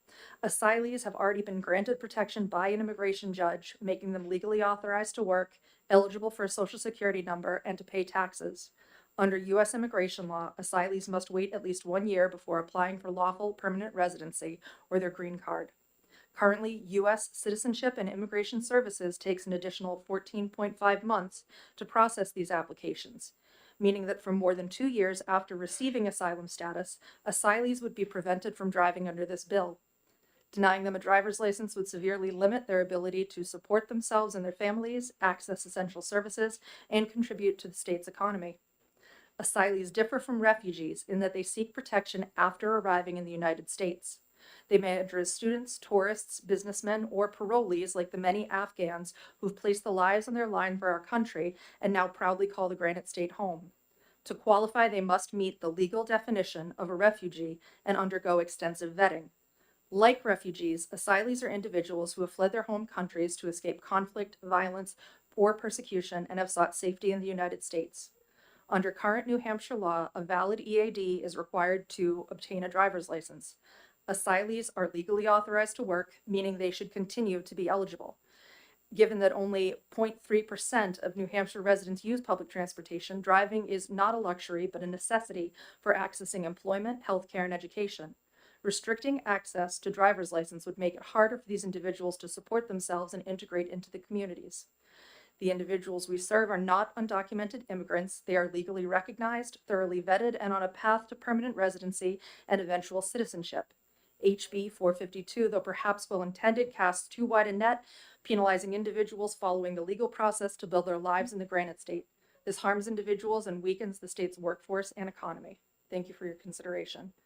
I would also like to say in regard to the previous statements that the driver's licenses can't be used for voting and that the issuance of the EADs is based on federal agency standards and that the state would not have the ability to restrict that. The bill also says asylee, so it's already been determined by an immigration judge or asylum hearing officer that a person has been approved on their claim, and they also, as during that process, have been background checked and vetted. Also, the I-589 previously referred to is the actual asylum application. It is not a separate document that either confers some sort of confirmation that the claim is recognized or not recognized. Prior to that, the person seeking entry into the United States is given what's called a credible fear interview. And if they pass that, they are allowed to go into the United States, but they are still in removal proceedings and must still prove their asylum claim. Also, for the purposes of refugee and asylee, it is the same legal standard. It's just that one occurs in a third country outside of the United States, and for an asylee, it occurs in the United States. And I'm open to any questioning. Any questions from the committee? Representative Crawford. Thank you, Mr. Chairman. Could you tell me, you made the statement that they cannot use that license for voting. How would a ballot clerk know that if it was presented to them?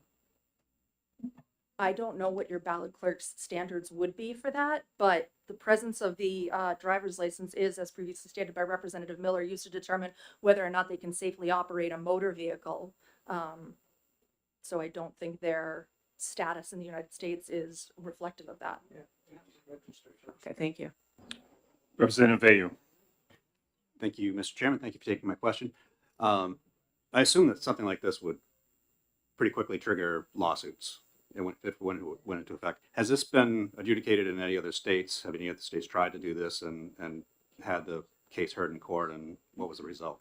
To my knowledge, no. In fact, the Iowa bill is a proposed bill similar to the bill that we have here. It would immediately be subject to a lawsuit by other organizations for the sheer fact that the rules governing it are federal rules, and those federal rules would trump the state rules. Representative Hill. Thank you, Mr. Chairman, and thank you for taking my question and coming before us today.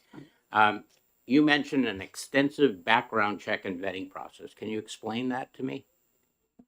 Yes, there is a series of biometrics information that refugees and asylees have to submit to, and then that is cross-referenced and checked across several other government agencies. There are 7 in total, but including the Department of Homeland Security, ATF. I can get you the entire list, but there are 7 different agencies that will background check in both the United States and the person's home country to see whether or not there have been convictions. And even during the asylee process and the refugee process, you have to disclose not only if you were convicted of a crime, but also if you were ever charged with a crime, if you've ever committed a crime for which you've never been charged. So there are a variety of different questions that go into that. And again, the determination, as stated previously, with if someone presented a case of fraud where their claim wasn't that is within the purview of the asylum judge, which again is a federal agency position. Follow up. Thank you. Through that process, if anything pops up, then what happens? If something were to pop up during that time, it would be brought up during that asylum hearing.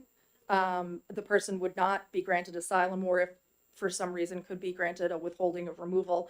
But it would absolutely be brought up during that removal hearing, because even though the person is claiming asylum, it's a defensive asylum and it's still a removal proceeding. The government is still moving to remove that person. So that absolutely would come up, and the Department of Homeland Security, we call them ACCs, ACC assistant chief counsels, they would have access to that, and they would put it on the record during that hearing.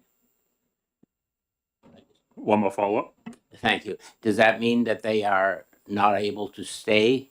Are they deported at that point? What happens then? It depends. It depends on the facts and circumstance of each case. You could have your asylum claim denied, but depending on what happened in that previous country, you could be subject to what's called a withholding of removal from the Convention Against Torture, or just a withholding of removal. So the way that it looks on the record is that you're removable, but they withhold it based on something that's happened. But it's unlikely if you had, like, say, terrorism, gang-related charges, drug offenses in your home country, that would be something that they wouldn't remove you for. You'd be removable. Representative Hemblem. Thank you, Mr. Chair. Thank you for being here today. So, as I listen to you and read your testimony, is your position that driver's licenses are very important to these people, etc. In which I understand what you're saying and everything. Just a hypothetical, say someone had a license, person in that status had a license, and they were stopped by the police for an OUI charge, and they were to lose their license. They have the same hypothetical hardships. So would it be your position they cannot lose their license for OUI? No, a person who is charged with an OUI would still be subject to the state laws of if anyone is charged with an OUI and you have your license removed for a period of time, it doesn't revoke their employment authorization document card, because there's 2 separate determinations. So a person who is charged, regardless of their legal status in the United States, would still be subject to having their license removed for whatever period of time is already prescribed under the state laws. Regardless of the hardship it would cause them? It would certainly cause them a hardship. However, I believe that that's a balancing that the legislature has between the safety to the community and their ability to operate, because as previously stated, it's not a right to have a driver's license, but a privilege. However, there are certain standards that govern the issuing of that license in the first place. It doesn't mean that the license can't be suspended for whatever period of time or reinstated after the period of suspension is over. Thank you. Representative Sykes. Thank you, Mr. Chairman. Thank you for taking my question. I just want to drill down a little bit to some previous testimony. Previous testimony suggested that 9 out of 10 asylees were not here, were not telling the truth. Can you confirm or give further explanation about that statistic? Because I find it, I just wonder. I cannot give any credence to that. I can tell you that unrepresented individuals who go before immigration judges are significantly less likely to prevail on their asylum claims, and that is due to a multiplicity of factors. Not the foremost being, it is not the same. The immigration court that they're proceeding in is a federal agency court. So it is not the same as an Article 3 court, which is what everyone is familiar with. It's established by the United States Constitution, be it a federal or a state court. But there are still rules of procedure and evidence that are required during that time, and legal standards that govern whether or not asylum can be granted. And your average asylum seeker with no legal background isn't privy to those cases or the case law that they should be arguing. So ones that have legal represented counsel are more likely to succeed, but I cannot say at all that there's any credence to the statement that 9 out of 10 are fraudulent or in some way false. They may not prevail, but that could be based on any number of other instances. Thank you. Representative Patero. Thank you, Mr. Chair, and thank you for taking my question. Is a non-resident alien the same thing as an illegal alien? It depends on how you want to describe it. When you say illegal alien, the word alien is something that is used in federal statutes to describe a person who is not a U.S. citizen. So non-resident alien, I would suppose, for the purposes of this bill, could be anyone who does not have their U.S. citizenship. That, I think, is the best way that I could describe it. We tend not to use the word illegal alien when we're talking in our agency about individuals because they're people and because a person's immigration status is so subject to fluctuation and change. For example, with the employment authorization document cards, you can have more than one employment authorization document card for more than one category. All of the EAD cards have category codes on them that list what your lawful status is. So for example, a lot of the Afghan citizens that we assisted have an initial humanitarian parole category code because they were paroled in for humanitarian purposes.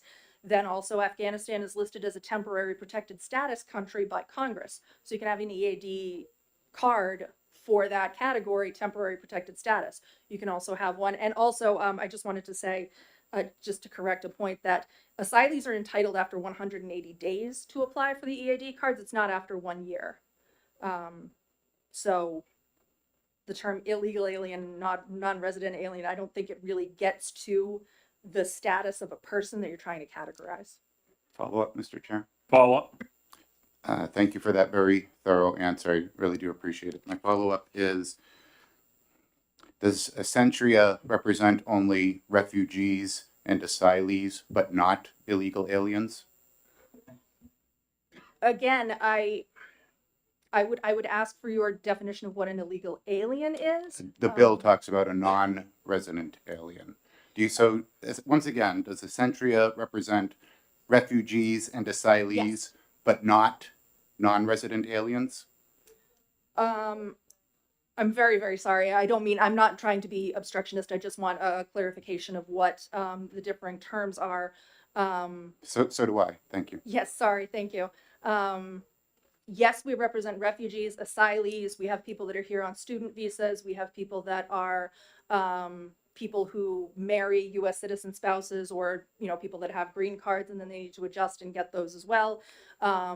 We have people who are currently in ORR custody if they're unaccompanied refugee minors. If a child crosses the border into the United States and they are not in the company of a guardian or parent, they are placed in ORR custody, the Office of Refugee Resettlement. because they are a child, they're under the age of 18, they are transferred to what is called ORR custody, and then they get placed in, say, long-term foster care placements. So if that child requires legal services to get an EAD card, then we help them that way. Mr. Chair, one more follow-up. Follow-up? Thank you again for that thorough answer. And as a side note, I do like and appreciate what I'm hearing from the work you do with the different groups of people. You mentioned a group, people looking to get married. Are they non-resident aliens?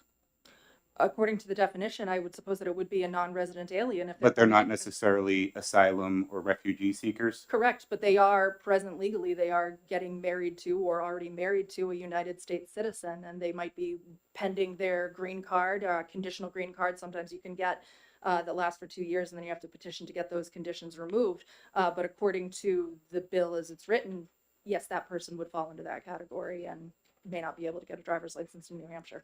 Thank you. Thank you so much. Representative Vayu. Thank you, Mr. Chairman. Thank you again for taking my question. I think if I can restate what maybe you're getting at is just somebody who came into the country without making any contact with immigration or any kind of service. Then no. All the people that we represent have been in contact with either ICE, Customs and Border Patrol, a federal agent, or someone of that way. And it's not even the case that a person who, and what we call enter without inspection, or EWI, let's say someone entered without inspection and then was never caught by Border Patrol or by ICE, they're not entitled to an EAD card. There has to be some sort of basis for them to get that work authorization document card, and that's when you would see people working without authorization anywhere across the United States. Any other questions from the committee? Not seeing any. Thank you. Representative Ryan? I'm not sure if this is in your purview, but my son married a woman from Colombia. It took us 10 years to get her citizenship. She did get a green card. Would she not be allowed to get a driver's license now under this? Under this bill, if she doesn't have her green card, then she wouldn't be able to get a driver's license under the bill. Okay, thank you. Any other questions from the committee? Not seeing any. Thank you so much. And you were right about your prediction when you wrote down 10 minutes originally. Was I really? It's probably more like 20, but thank you so much. Thank you so much. Thank you so much. Chair, now I'd like to recognize Bill Gillette from, is it Utilities of New England? The International Institute of New England, asking for 2 minutes. Who opposes the bill? Thank you, sir. Welcome to transportation. Thank you, and thank you, members of the committee, for the opportunity. I will be very brief because I think you've already had extensive testimony, or I know you've already had extensive testimony on this, and I think it's been very thorough. I'd just like to make 2 points. And by the way, we are a refugee resettlement organization and immigrant support organization, very similar to what Accentria does here in the state. And we've been in the state since 1980. The 2 points I would like to make are these. The first one is, when someone has work authorization here, they should be able to get to work. They should be able to take advantage of the opportunity that New Hampshire provides to them. And I'm concerned that the way the bill is drafted, it's very unclear who's actually entitled to a driver's license. Let me talk about non-resident aliens. If a non-resident alien is anyone who doesn't have a green card or citizenship, then we've got a very problematic definition, because we have people in the state, refugees are a good example, and as indicated, 2 years of vetting outside of the country before they come here, as well as asylees. And by the way, there's a definitional issue here, I think, as well. An asylee, generally speaking, is someone who has been granted asylum, as opposed to an asylum seeker. But that doesn't mean when you are an asylum seeker that you are unlawfully in the country or don't have authorization to be here. But once you are an asylee, and once you've been granted asylum by an immigration court, you are on a path to citizenship. Now, it can take up to a year, or you have up to a year to apply for a green card, and then the green card application can take up to 2 years. So that means you are lawfully in the country, you are fully authorized to be here, fully authorized to work, but you have to wait 3 years for a driver's license. And that does not make any sense to me. I also don't think that we would consider, for example, refugees and asylees here as temporary residents because they have the right to be here permanently, pending the full and lengthy application process. And that's basically all I have. I think you've heard everything else. I will also recommend to you a letter from the New Hampshire Immigration Rights Network that is very detailed, very extensive, and I think quite accurate. Thank you. Thank you, sir. Representative Ayu. Thank you, Mr. Chairman. Thank you for taking my question. How do asylum seekers and refugees decide where to go in the country? Are they assigned a place, or do they say, I want to go to New Hampshire, or do they have a choice? The refugee program is a formal program through the State Department.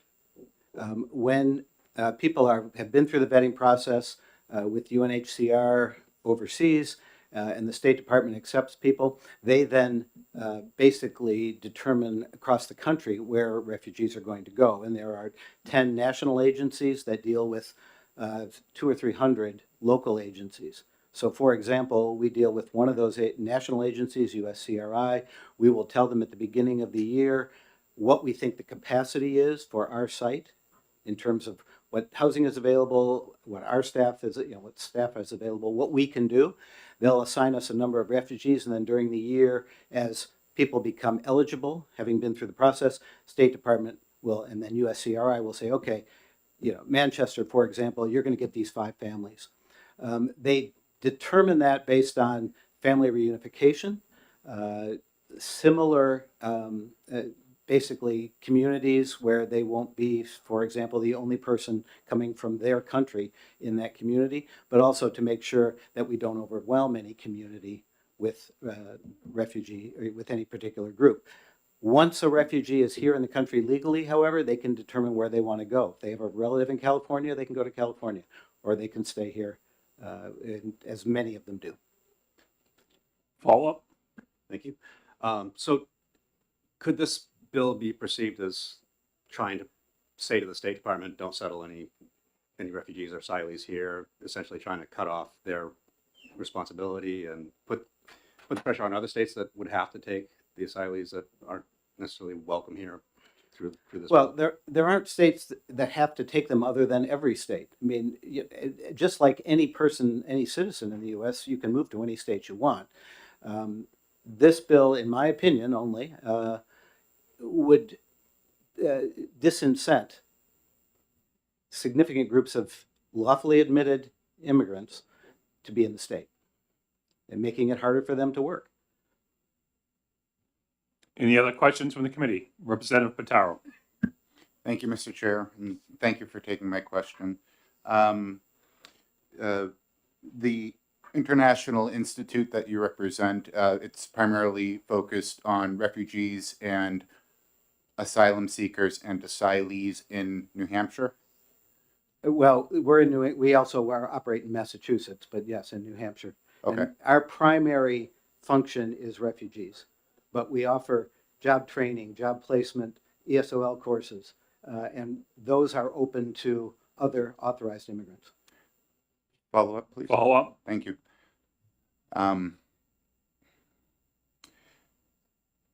Is there a path for a refugee from A to B, from refugee, your case, to getting a New Hampshire driver's license?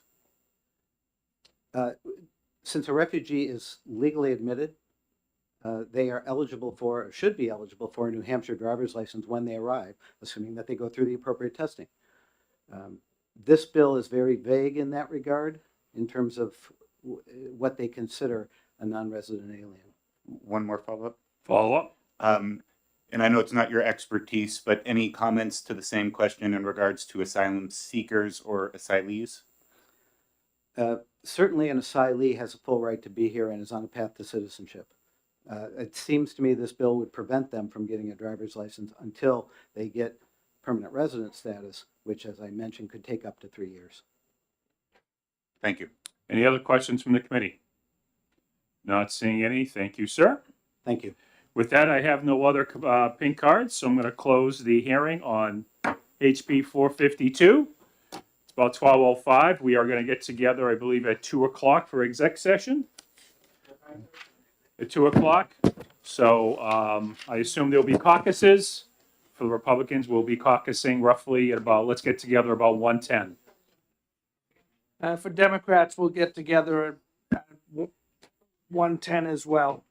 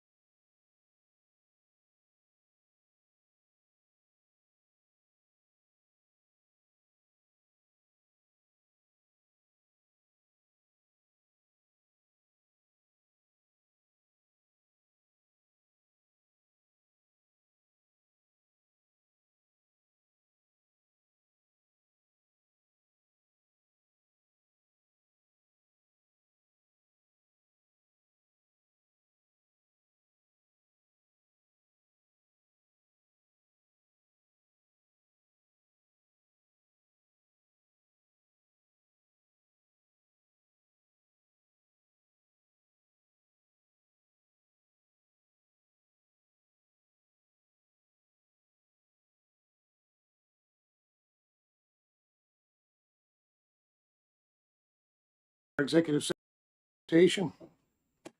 Before we get started, we have a couple substitutes today. I'd like to thank for being here. Representative Ryan, thank you very much. Welcome to Transportation.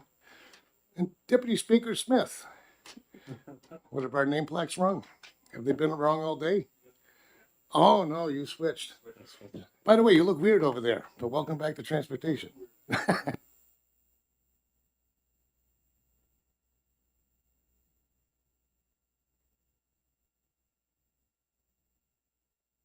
Okay, without further ado, I'm going to open up the executive session on House Bill 209, allowing a new vehicle purchased in the model year or before to be inspected in the second year after purchase. Chair recognizes Representative Gorski for a motion.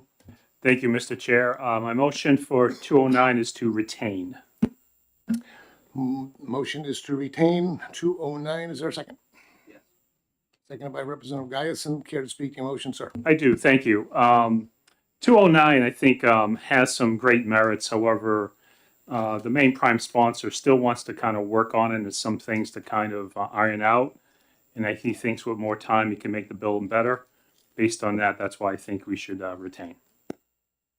A recommendation of the prime sponsor to retain. Anybody else from the committee? Representative Vayu. Thank you. I have supported this bill in the past. I was actually a co-sponsor on it last time it came through. But I do agree that there probably should be some guardrails beyond what this bill contains. And I'd like to give Representative Coker some time to work on it and come up with those guardrails. Fair enough. Anybody else? Seeing none, I'll ask the clerk to call the roll when she's ready. The motion on 209 is to retain. Vice Chairman Gorski. Yes. Clerk votes yes. Representative Hill. Yes.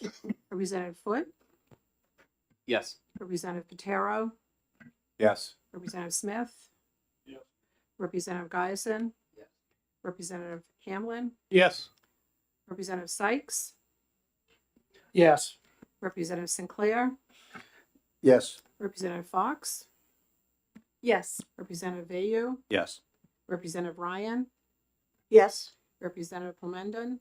Yes. Representative Miller. Yes. And Chairman Walsh. Yes. 16-0. Okay, by the motion of retain to hold on to this bill is adopted 16-0. I'll close the executive session, House Bill 209. Next up, we will take up 439. Give us a few minutes, please.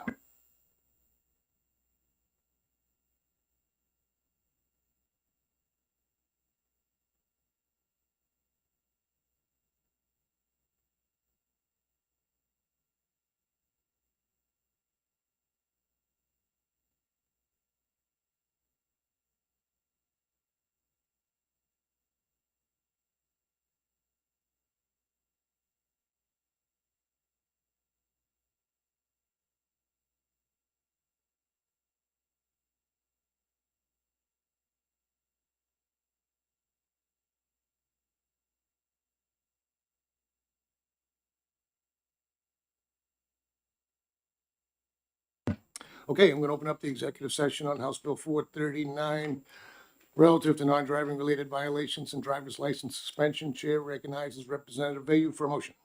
Thank you, Mr. Chairman. I move that we retain HB 439. Motion is to retain. Is there a second? Seconded by Representative Miller. Care to speak to your motion, sir? Yes, thank you. I really like this bill in principle, but I think that there are some problems with some of the definitions and some of the language that I really don't have the correct language yet, and I'd like some time to work it out. And I think there's some people on the committee that would like to help me with that. So just like to take this time and make what I think is a good bill better.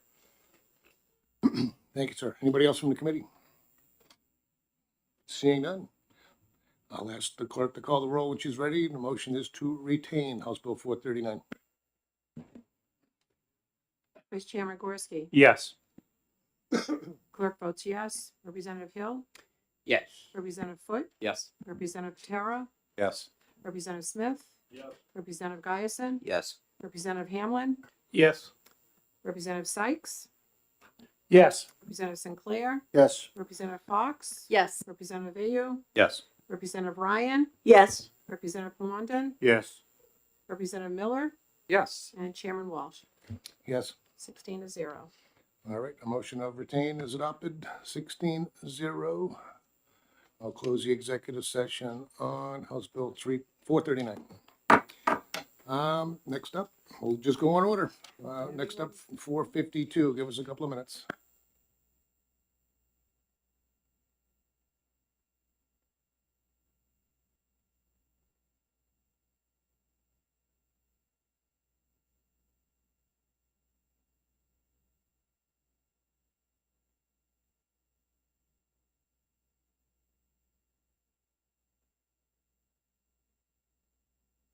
Okay, we'll open up the executive session on House Bill 452 relative to the issuance of driver's licenses for aliens temporarily residing in New Hampshire.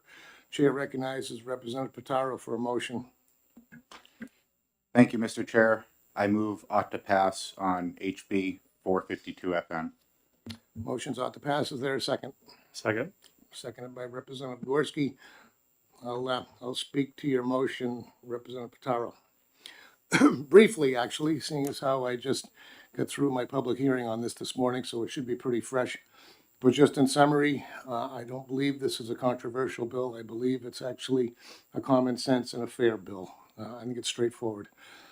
Just to refresh everybody's memory, this makes some simple changes to the existing statutes regarding who can get a New Hampshire driver's license. And the new paragraphs in there deal with the asylum seekers only. Again, I heard the rest of the hearing after I was done testifying. A lot of the conversation was around refugees, which this bill does not deal with. That's a completely different situation. Those people apply in their country of origin.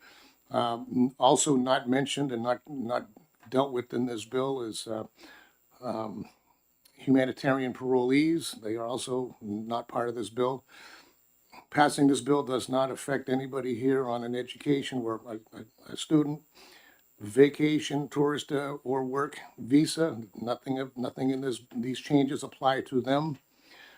As I said, in summary, it's just, I don't believe fair to the law-abiding citizens of the state of New Hampshire who do what they can to preserve their privilege, to see this privilege given to others who have not proven that they are here legally yet.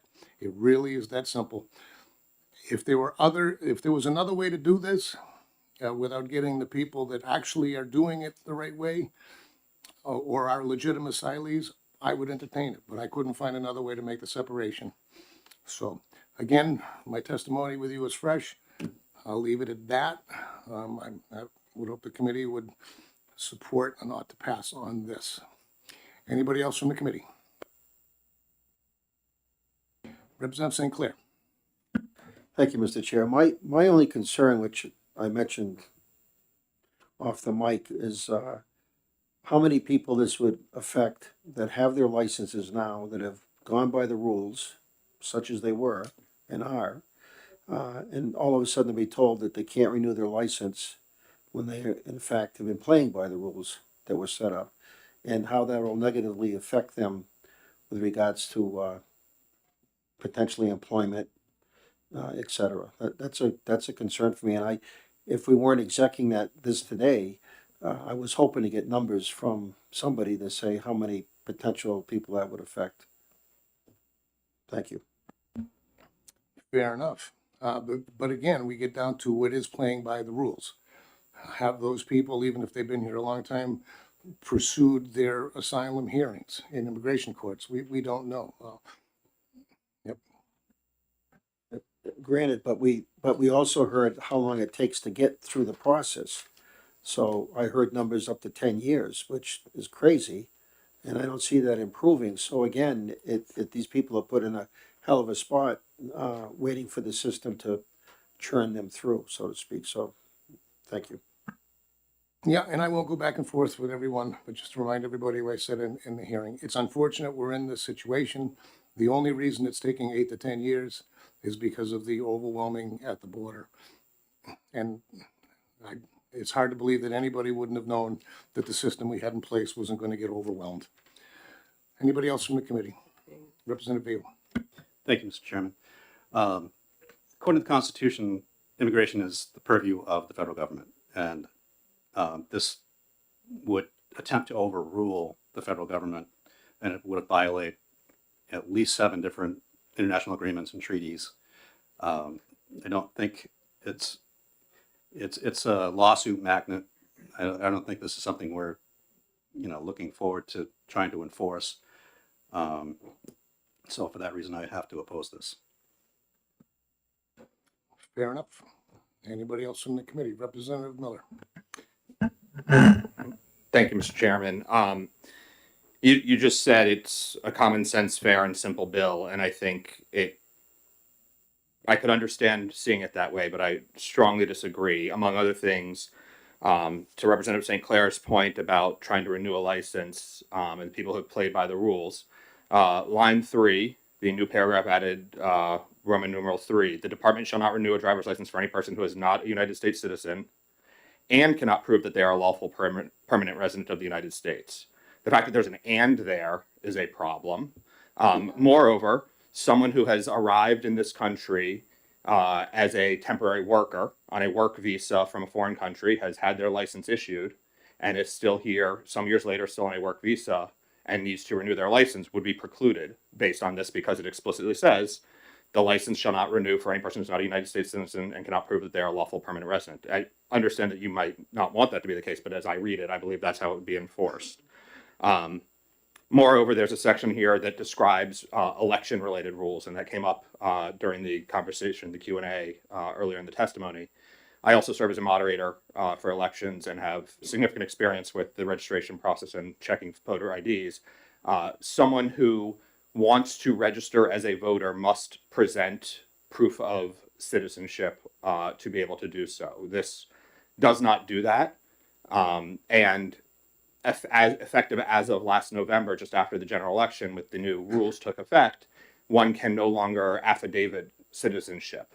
And so the section of this bill that talks about using these licenses and needing to have a special marker, some sort of distinction related to election law, is entirely superfluous. It does not have any impact there, because that person would not have been able to register to vote, lacking citizenship and the inability to affidavit that situation. Finally, I would note, and we've talked a little bit about this in the Q&A earlier, about the folks being able to get to work. This bill ultimately removes people who are under federal law able to work legally in the United States. It removes them from the workforce in New Hampshire. Oftentimes these are people doing things like health aides or other, generally speaking, underpaid for the level of service they provide work. These are people that we will have a very difficult time replacing in our workforce. And you are now telling them that they will no longer have access to means to get to their job to help all of us who need it. And I'm going to stop there. I could say a lot more, but I'm going to stop there and say, for all of those reasons, I encourage that this bill not move forward. Anybody else from the committee? Representative Smith.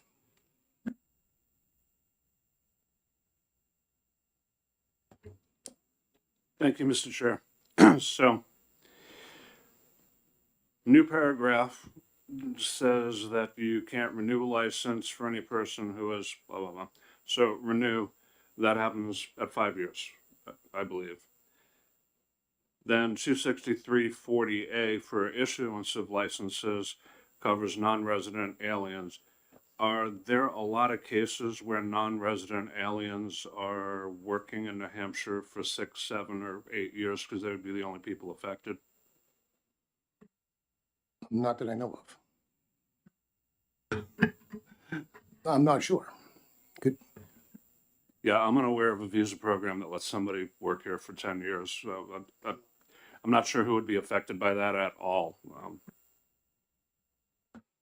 Thank you for that. Anybody else from the committee? Seeing none. Maybe it's actually helpful to have the hearing and the exec session on the same day. Without seeing any other discussion, I'll ask the clerk to call with the roll when she's ready. The motion is ought to pass on House Bill 452. Vice Chairman Gorski. Yes. Clerk votes yes. Representative Hill, Yes. Representative Foot, Yes. Representative Pataro, Yes. Representative Smith, Yes. Representative Giason, Yes. Representative Hamlin, Yes. Representative Sykes, No.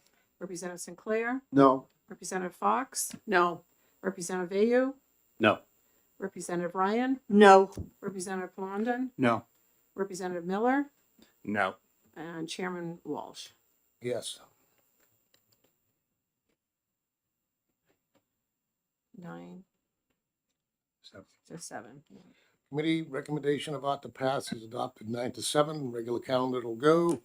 I'll close the executive session on House Bill 452. Time for a reset. Minority report. Yes, Mr. Chairman, there will be a minority report. Do you know who and- yet? Not yet, and there will be a debate on the floor. Yep.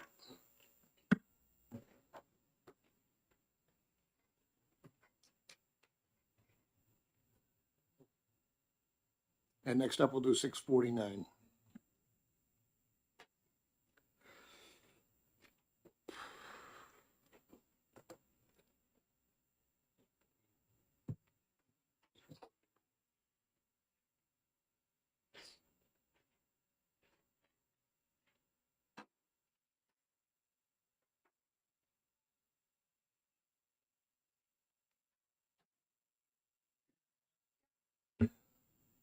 Excuse me. We're gonna open up the executive session on House Bill 649, removing the requirements for physical safety inspections and onboard diagnostic tests for passenger vehicles and eliminating funding for the Motor Vehicle Air Pollution Abatement Fund. Chair recognizes Representative Giason for a motion. I move ought to pass on House Bill 649. Motion's ought to pass. Is there a second? Second. Seconded by Representative Hill. Care to speak to your motion, sir? Yes, sir. Thank you, Mr. Chair. So we have gotten all kinds of testimonies, dozens, even hundreds of emails to my account specifically talking about how civilians have had advantage taken of them. This is not a requirement in most other states. There's 11 states that do safety inspections as we know it, 17 states that do some form of emissions testing. What we do is not emissions testing, it's an engine code read. And I even asked the gentleman during committee, if there was anything that could throw your engine light on that would not change emissions. And he said no, but I know as a fact and as a mechanical student that a loose gas cap will throw an engine light and will not change your emissions, that a bad cam position sensor or a bad electrical wire will do that. The onboard diagnostics reads electronics. Further, we've had a lot of testimony that people that don't know cars very well are, have been taken advantage of. Again, this is the only good or service that I can think of where if you don't buy it on the private market, the state identifies itself as a victim and levies a fine. There's no other place in New Hampshire Code of Law that I've been able to find that. So we've created a mandatory market to the vendors, which is not the purpose of this government, and it doesn't actually absolve the driver of liability for their equipment. It gives a false sense of security.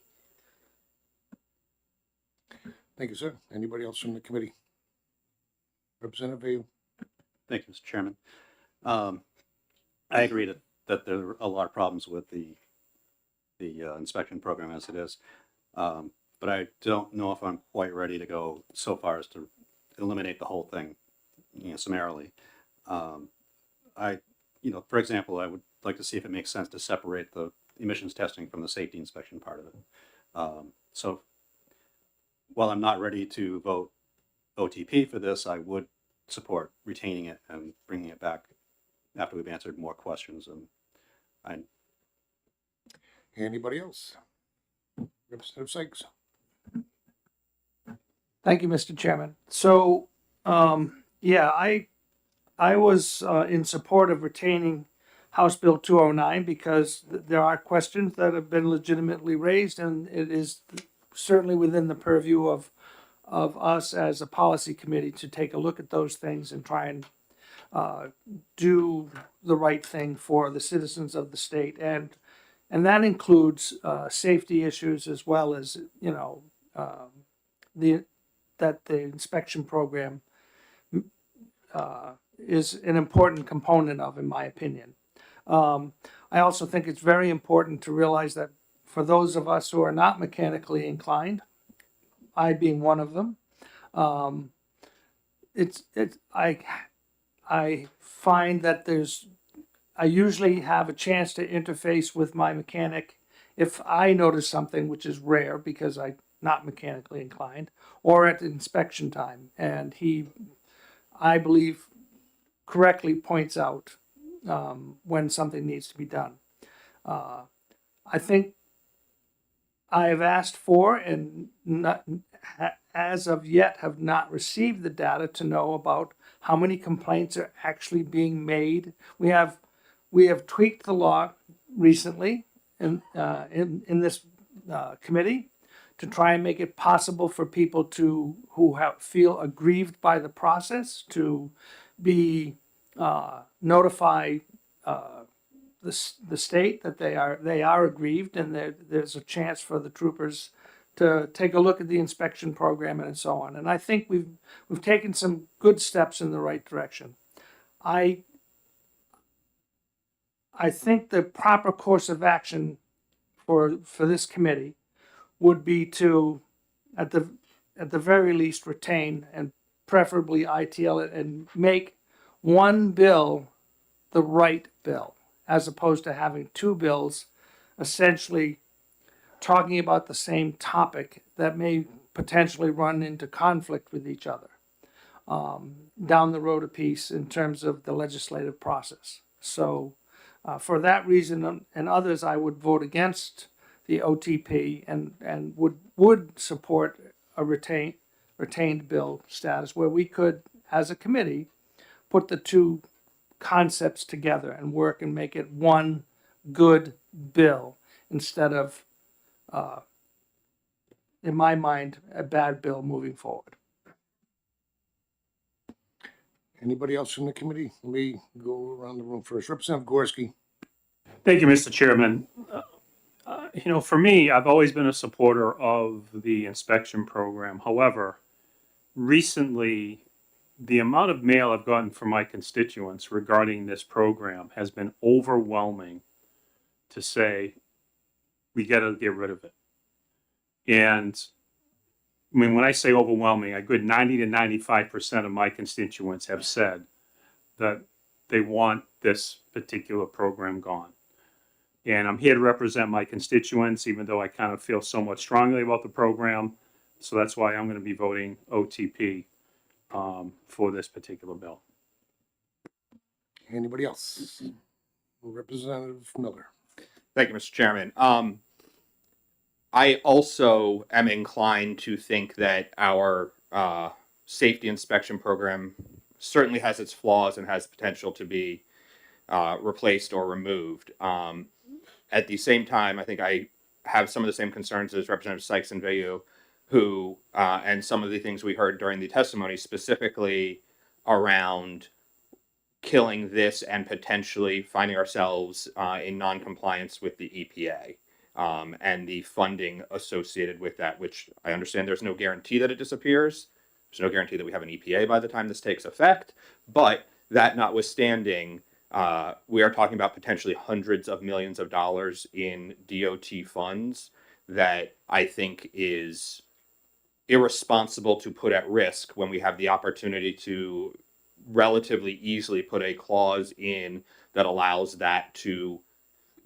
the change to be timed or structured such that it is in conjunction with the EPA's approval. And so I also received a lot of the feedback that all of us did, I think, via email. I think that the few of the people that I engaged with in a dialogue about it understand that there is that risk in play.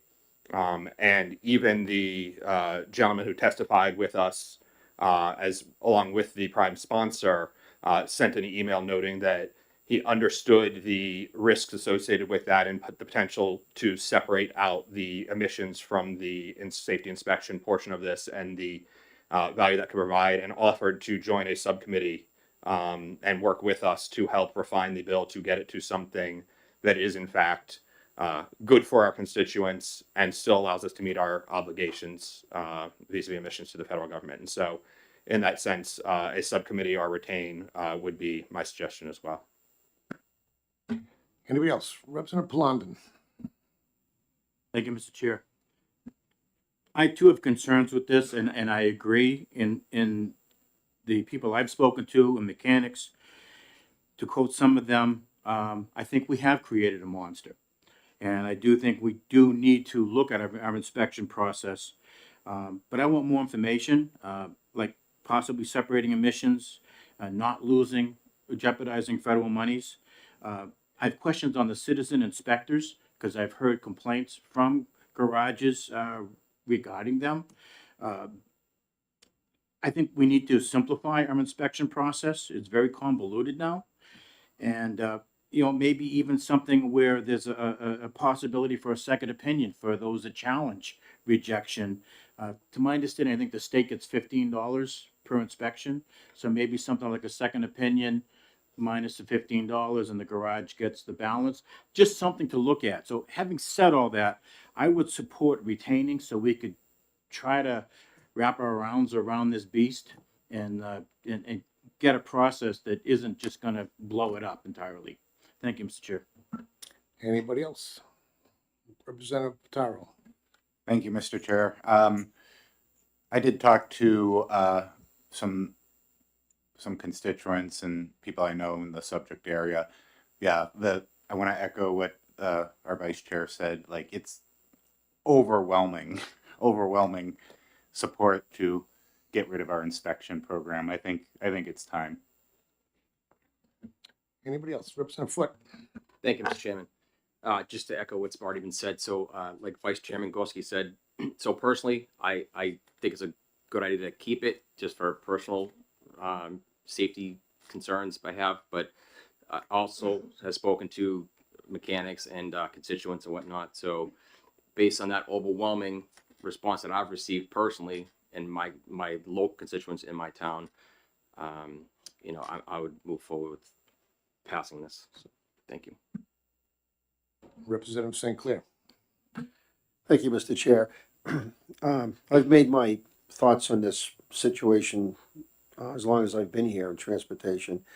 However, I think if we do pass this and somehow it gets through, and you can correct me if I'm wrong, Mr. Chair, I don't think this would preclude us from another bill coming forward to perhaps reinstate the emissions under different, another bill to bring the emissions back and have it tweaked so that it's maybe better than what we've got now. I just a thought. I'm not sure. Not this year. I'm talking about next year or whenever.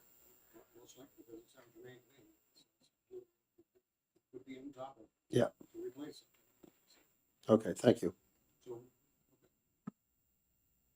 Sorry, I wasn't even on. Anybody else? Nobody else? Second bite? Representative Geisen? Thank you, Mr. Chair. So one of the reasons that I've been kind of attached to the idea of getting rid of this program, and people have said it needs to be tailored back. That's true, but I've talked with several members of this committee that far predate me, and when guardrails had attempted to be put in place through this body, they were not put in place to the point where vehicles are being rejected for things like accessory lighting. Not headlights, not brake lights, not turn signals, accessory lighting. We have gotten so far away from safety by people being able to write their own safe C codes and rules, either through jail car or just through prudent application of the law, that the only way to put a good program in place, in my opinion, is to get rid of this entire program and either decide that we need to start over with new guardrails or decide that, like the other 39 states, this is nothing more than pushing money into the private market under the threat of government. Anybody else? Second, Representative Miller. Just one last point to Representative St. Clair's idea of passing this now and coming back with a new bill later to fix things. There's an old Yiddish saying that I probably shouldn't repeat in public, but it's a nice dream that would work. I think it would be more responsible to make adjustments in a way that we know that we're not destroying the situation and not having a chance and hoping that we can fix it later, rather fix it right the first time. Representative Blondin. Thank you, Mr. Chair. Very briefly, just a reminder, should this pass, it puts safety inspections on the shoulders of our police, our undermanned and overworked police and state police, who they can look at the surface of the vehicle, but they're not going to be able to check the brakes and so on. But that it's going to be on the law enforcement to check safety issues. Thank you. Anybody else? I'll give you a third bite. Representative Guyson. I respectfully think that that's not the case. In other states that have no inspection laws, the police are not expected to be anything beyond their scope of duty of incident inspectors. And me having a birthday of February 6th, if I have an accident right now and there's a suspicion that there is bad equipment, it's not because of my safety inspection from last year. It's because there's suspicion of bad equipment. I can tell you, if you get pulled over in Kansas, the police are not going underneath your car to check your brake pads. They are doing the same walk around that they do here for your safety and theirs. They're applying the application of the law. And in a post-accident, that's a post-accident investigation that is totally separate from a vehicle inspection. So it will not expand the scope of duty of the police. Representative St. Clair, your name was mentioned. Go ahead. Thank you. I want to assure everybody that should this inspection disappear, that if anything, when you go in to get an oil change or get a light change, because most of the vehicles now you cannot change light bulbs on your own without special tools, that the service stations or dealerships will be in fact looking for other things to inform you that, hey, by the way, I'm underneath your vehicle to get the oil pan out or whatever, and I've noticed that your frame has got some rust over here. We definitely should be looking at it. Your brake pads don't look good.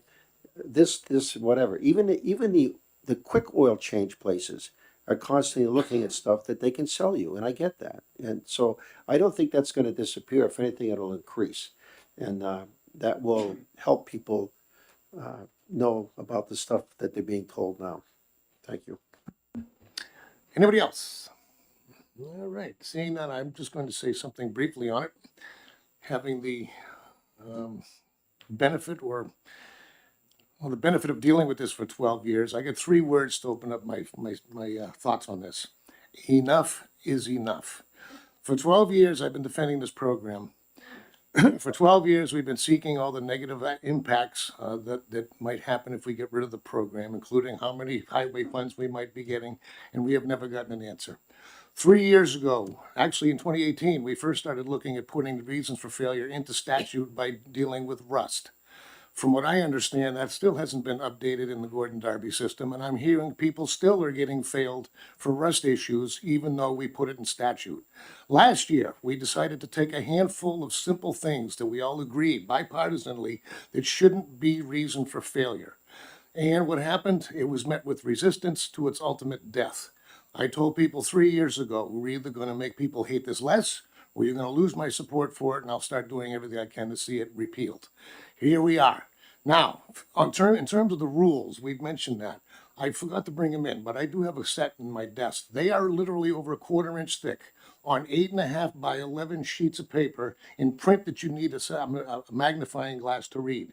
That's what this program has turned into.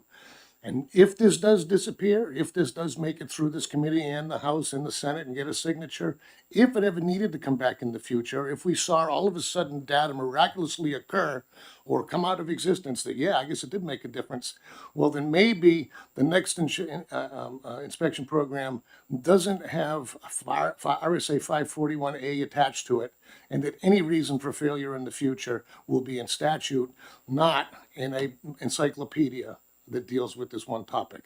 For that, I will be supporting an ought to pass, and I ask the committee to do the same. That being said, I'll ask the clerk to call the roll when she's ready. The motion is ought to pass on House Bill 649. Vice Chairman Gorski, Yes. the clerk votes no. Representative Hill, Yes. Representative Foot, Yes. Representative Patero, Yes. Representative Smith, Representative Giason, Yes. Representative Hamlin, No. Representative Sykes, No. Representative Sinclair, Yes. Representative Fox, No. Representative Vayu, No. Representative Ryan, No. Representative Plamondon, No. Representative Miller, No. and Chairman Walsh. Yes. 8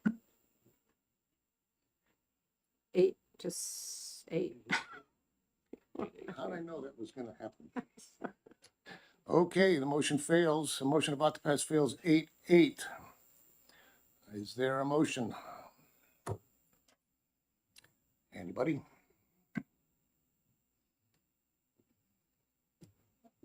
Okay, Representative Vayu, Thank you, Mr. Chairman. I move that we retain HB 649. motions to retain. Is there a second? I'll second it. Second by Representative Sykes. Care to speak to your motion?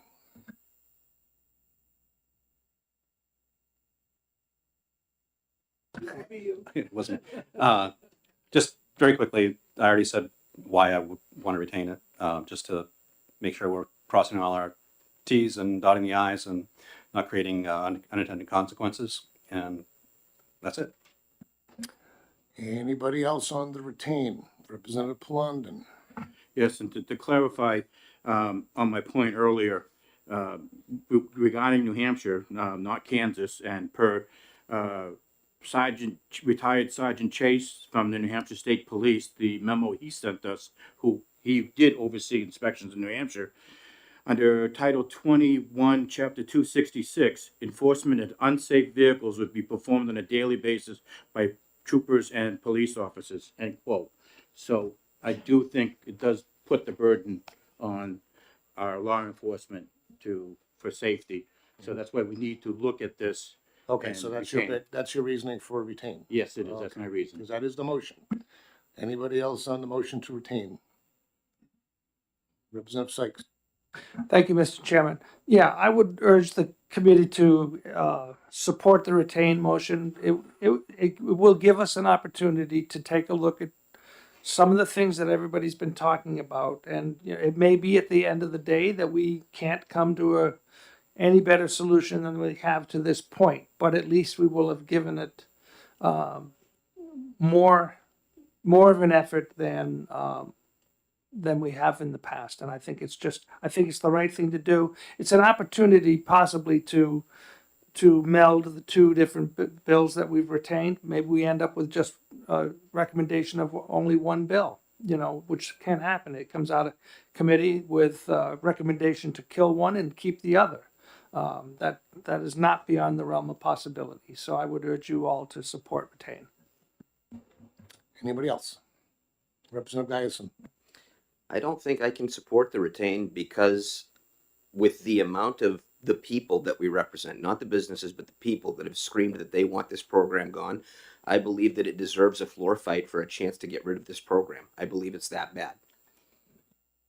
I'll chime in now saying I agree with you 100%.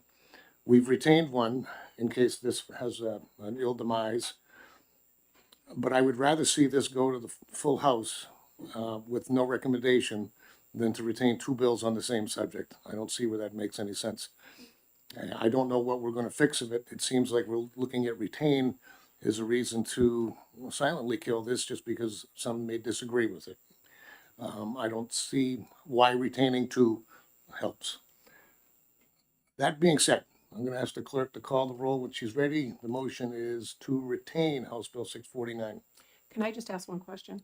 So if we vote not to retain it, then it goes Well, then back as not a recommendation? No, we'll need one more motion for ITL in another debate. And if that fails, then it'll go to the floor with no recommendation. So we're still if this fails, we're one motion away from going to the floor. Does that help? I guess so. I'm not sure. Doesn't make her happy, but. No. Okay. Okay, so the motion is to retain 649. Vice Chairman Gorski, No. So the clerk votes yes. Representative Hill, sorry. No. Representative Foot, No. Representative Pataro, No. Representative Smith, No. Representative Geisen, No. Representative Hamlin, Yes. Representative Sykes, Yes. Representative Sinclair, No. Representative Fox, Yes. Representative Vayu, Yes. Representative Ryan, Yes. Representative Plumbundon, Yes. Representative Miller, Yes. and Chairman Walsh. Nope. 8-8. Okay, so the motion to retain fails 8-8. We've only got one more motion left in our arsenal. It's Miller time. Motion to ITL. Inexpedient to legislate has been moved. Is there a second? Seconded by Representative Sykes. I don't think we need any further debate, do we? All right, to make it official, motion's inexpedient to legislate. I'll ask the clerk to call the roll when she's ready. Oh, gosh, wait a minute. And take your time. I know you're on sheet 3. Yep.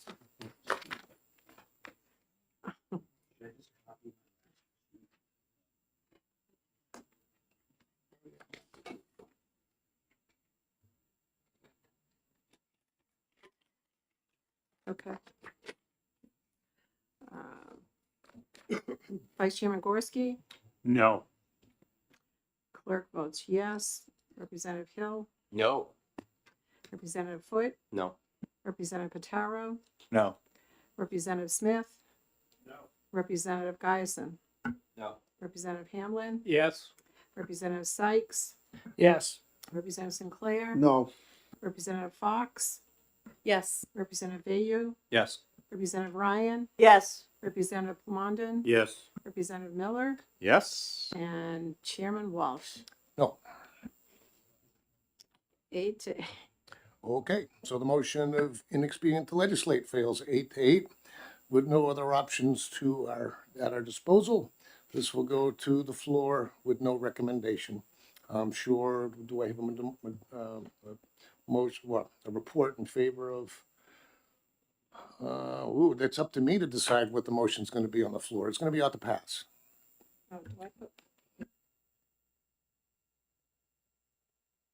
Let me clarify with our deputy speaker, because I know we changed some rules this year. When it comes out of here, tied, I get to declare the first motion, correct? Yes, so rather than majority and minority reports, since there are none, you have a statement in support of Right. OTP, a statement in support of ITL, and you get to pick which one goes first on the floor. Okay.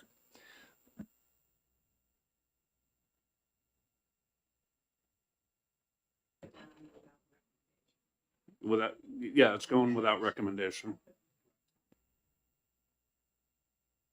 So just to clarify that, if I declare that ought to pass is gonna be the opening motion, the same parliamentary rules work when we get on the floor in terms of who speaks first. Okay, then ought to pass will be the motion. So we'll be looking for a report for an ought to pass and for an the ITL. And that'll be an ITL from you, okay. All right, I'll close the executive session on House Bill 649. That was easy. That's all we Next up. need to do, not put the out to pass or anything like.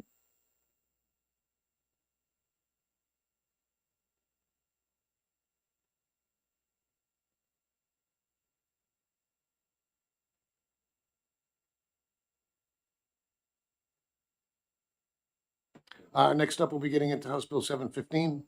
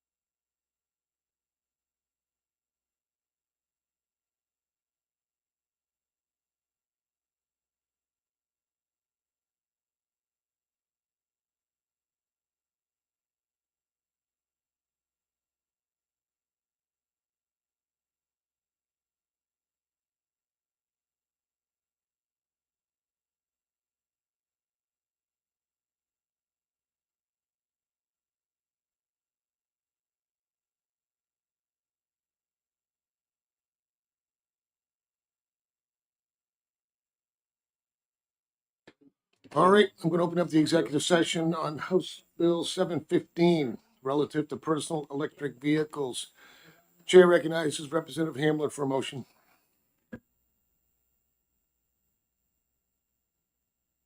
Inexpedient to legislate has been moved on 715. Is there a second? Seconded by Representative Foot. Care to speak your motion, sir? Very briefly, thank you. Yes, so I had some problems with this bill, as far as things such as enforcement on these. We're talking about rail trails, off-roading. Are we pulling police officers off our roads to, be on in the woods, monitoring speed? How are they gonna do this? I also have a problem with the fact that, it was recommended in here that persons 16 years or older have a license. However, if you're 15, you do not need a license to operate the same vehicles. So for that, I vote ITL. Thank you, sir. Anybody else from the committee? Representative Bayou. I completely agree that this is not in its best form. That this bill is unworkable as it is, but I do think we need to have a definition. Hearing people being encouraged to people who have their license suspended for DUI being encouraged to get one of these vehicles that go 30, 40, 50 miles an hour to get around the law, that kind of bothers me. So I think we need something. This is definitely not it. So I don't know if we need to, how we approach that, if we ITL this. It can't come back next year, but can we, how do we, if we do come up with something, a better definition, something along those lines, how do we work that?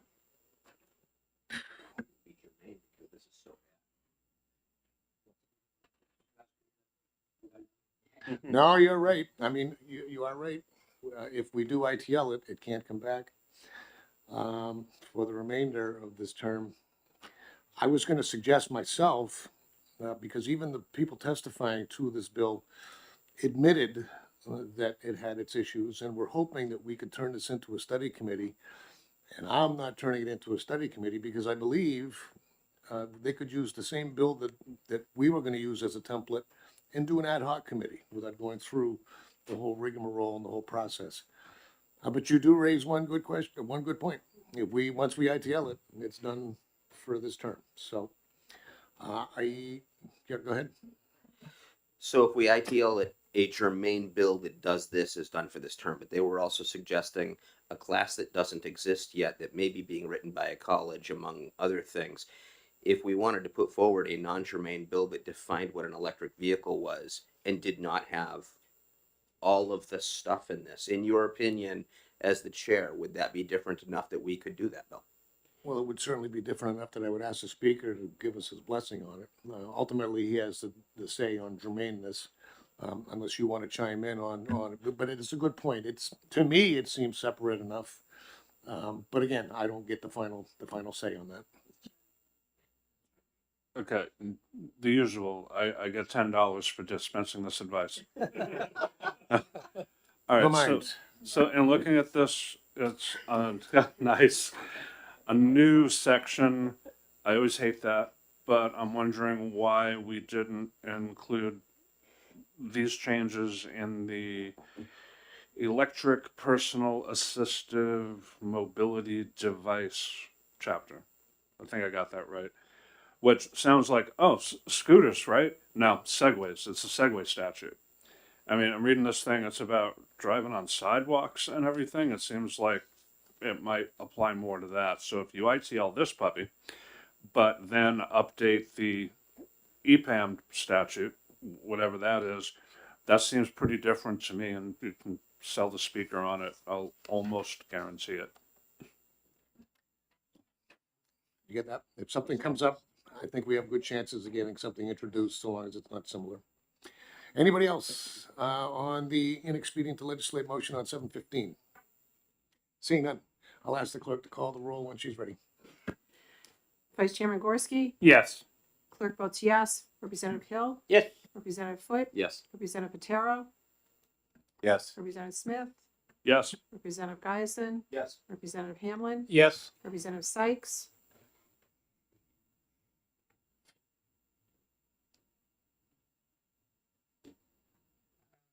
No.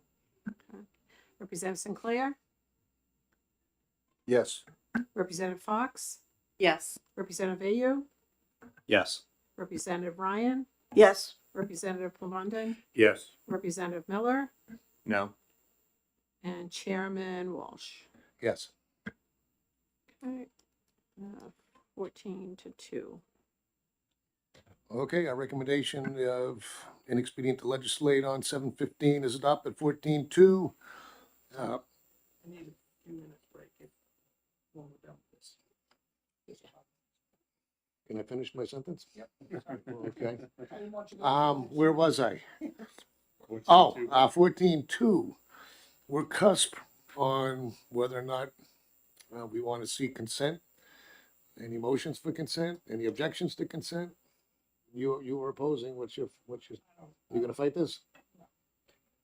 No objection to consent? If I can get a motion for consent, then that's where we'll put it. Okay, consent it is. I'll close the, what's that? Sorry that I jumped in on you. No problem.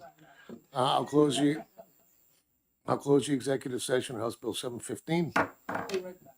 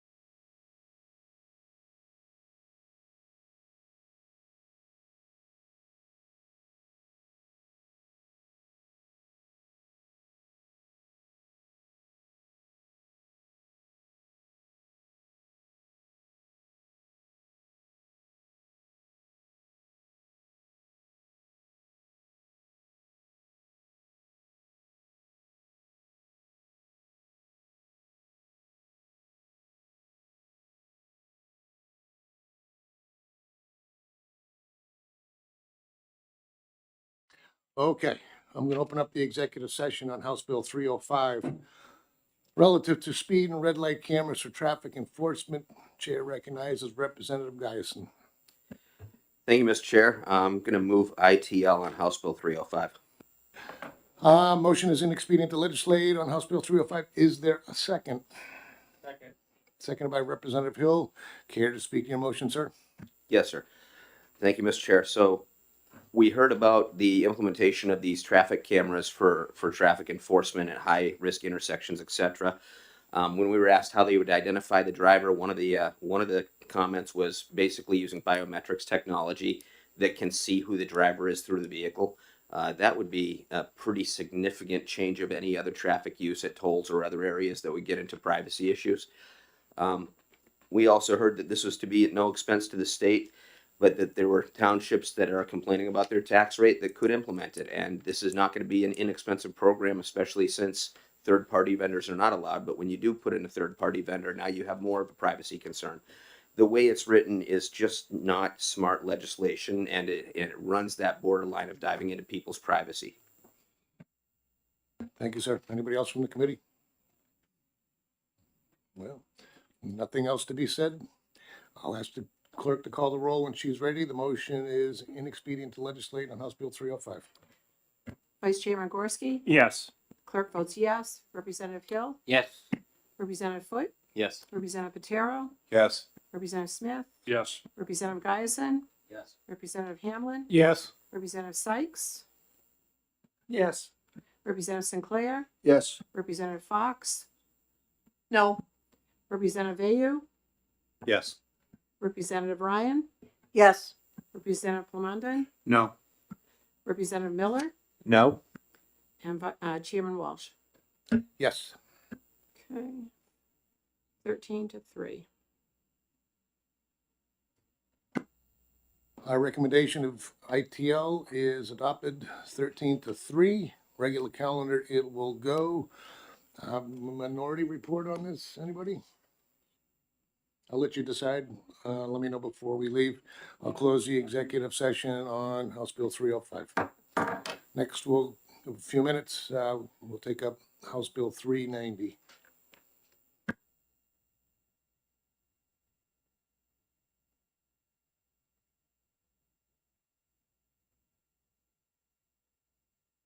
Our clerk is the best. We're ready to go already. I'm going to open up the executive session on House Bill 390 relative to adding retired fire apparatus to antique vehicle exemptions. Chair recognizes Representative Hamlin. Mr. Chair, I'd like to make a motion that this bill ought to pass. Thank you, sir. Is there a second? Seconded by Representative Miller. Care to speak to your motion, sir? Thank you. So when fire apparatus, or as we commonly call fire trucks, reach their end of life, typically 20 years plus, at that point, they can be retired by a town or a city. However, these trucks are still in good condition. There is a growing groundswell, not a groundswell, but interest out there of people using these trucks as collectibles, something that they can put in a collection, something they can use. And they like to be able to use these trucks in parades. And if they know that they can buy one of these trucks in the original condition and use it for nothing, say parade, but a show, there'll be more interest in this, being able to buy one of these from a town, and a town can have a means of being able to retire this truck knowing that it's going to go to a good cause. Thank you. Thank you. Anybody else from the committee? Representative Bayou. Thank you, Mr. Chairman. One of my favorite things in a parade is seeing the old fire trucks. And I think this helps people, give incentive for people to preserve them, regardless of how old they are. So I totally support this bill. Thank you. Anybody else? Representative Sykes? Yeah, one other aspect to this is actually it will make a more vibrant marketplace for used fire apparatus, which will help the taxpayers because at least in my day when I was in the fire department, you couldn't give away old fire trucks. Nobody wanted them because there was just no money in it. this is a good thing for that reason too. Anybody else? Seeing none, I'll ask the clerk to call the roll when she's ready. The motion is ought to pass on House Bill 390. Vice Chairman Gorski? Yes. Clerk votes yes. Representative Hill? No. Representative Foot? Yes. Representative Patero? Yes. Representative Smith? Yes. Representative Giason? Yes. Representative Hamlin? Yes. Representative Sykes? Yes. Representative Sinclair? Yes. Representative Fox? Yes. Representative Vayu? Yes.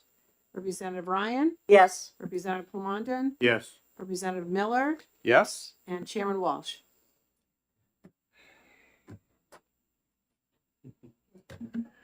Yes.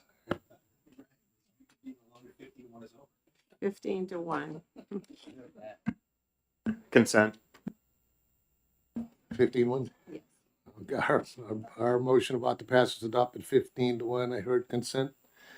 No, any objections to consent? No. I'll close, consent it is, I'll close the executive session on House Bill 390. Last one of the day, and we considered maybe looking at some of the others, but this is the last one of the day, for House Bill 419 in a couple of minutes.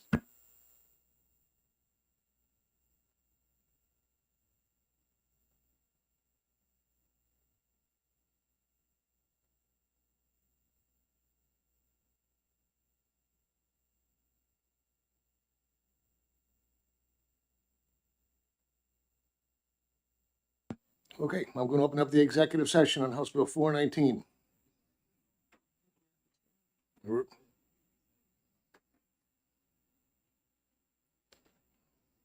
I'm going to open up the executive session on House Bill 419, requiring vehicle headlights to be on when windshield wipers are also on. Chair recognizes Representative Pataro. Thank you, Mr. Chair. I move ITL on House Bill 419. Motion's in expedient to legislate. Is there a second? Second. Seconded by Representative Gorski. Care to speak to your motion, sir? Just real briefly, this bill really isn't needed. I'm not sure what it's trying to address specifically, but yeah, it's just not needed now. Thank you. Anybody else from Representative Plamondon? Thank you, Mr. Chair. I won't be supporting ITL. The co-sponsors of this legislation, it's definitely an intended safety issue during inclement weather. We've heard comments about clearing bugs off the windshield. It's not about that. Some of the statistics I have, between 1998 and 2007, 7 states enacted this same legislation, and the multiple, not single vehicle accidents, but multi-vehicle accidents during the daytime plummeted substantially in those 7 states. So it's strictly a safety issue. It's mainly for older vehicles. As you know, newer vehicles now, the headlights automatically come on. But again, it's just a safety issue, and that's the intention behind this legislation. So I can't support the ITL motion. Thank you. Anybody else? Representative Geisen. Thank you, Mr. Chair. My biggest concern with this law was that, or with this bill, is that it didn't address the most important lights on a vehicle when your windshield wipers are on, and that's your tail lights, because you're kicking up spray in inclement weather, and the intention was visibility within 1,000 feet, but you don't have rear side visibility without the tail lights on, and that was never in any way addressed in this bill. In addition to that, the verbiage didn't seem to make it these conditions or windshield wipers on due to inclement weather. It was these conditions and windshield wipers on, which could actually have an adverse effect on the way the law is interpreted and exercised. Thank you, sir. Anybody else? Representative St. Clair. Thank you, Mr. Chair. Maybe somebody can answer this. Is there a law that says you have to use your windshield wipers when it's raining? That's a very good point. With the advent of Rain-X, so there's a lot of people that probably don't, because that stuff does work well. Good point. Thank you. Anybody else? Representative Vayu. One of the things that I appreciate about this bill is the definition of needing your lights on when visibility is below 1,000 feet. A lot of us, especially in inclement weather, would probably have a hard time judging what 1,000 feet is. This changes that to when your wipers are on, which is a clear definition. Most of us are going to use our wipers, whether we have Rain-X on it or not. But so that's why I'll support the bill. Anybody else? I'll just say this. Oh, go ahead, Representative Hamblin. There was one thing that was left out of this bill, in my opinion, and that was using the delay function on your vehicle. You don't always need your windshield wipers working at full speed when it's raining out. But this bill does not address as to whether or not it's okay to use delay at the slowest speed. Thank you. Anybody else? Seeing none. And I, where I'm at on it, I agree with you.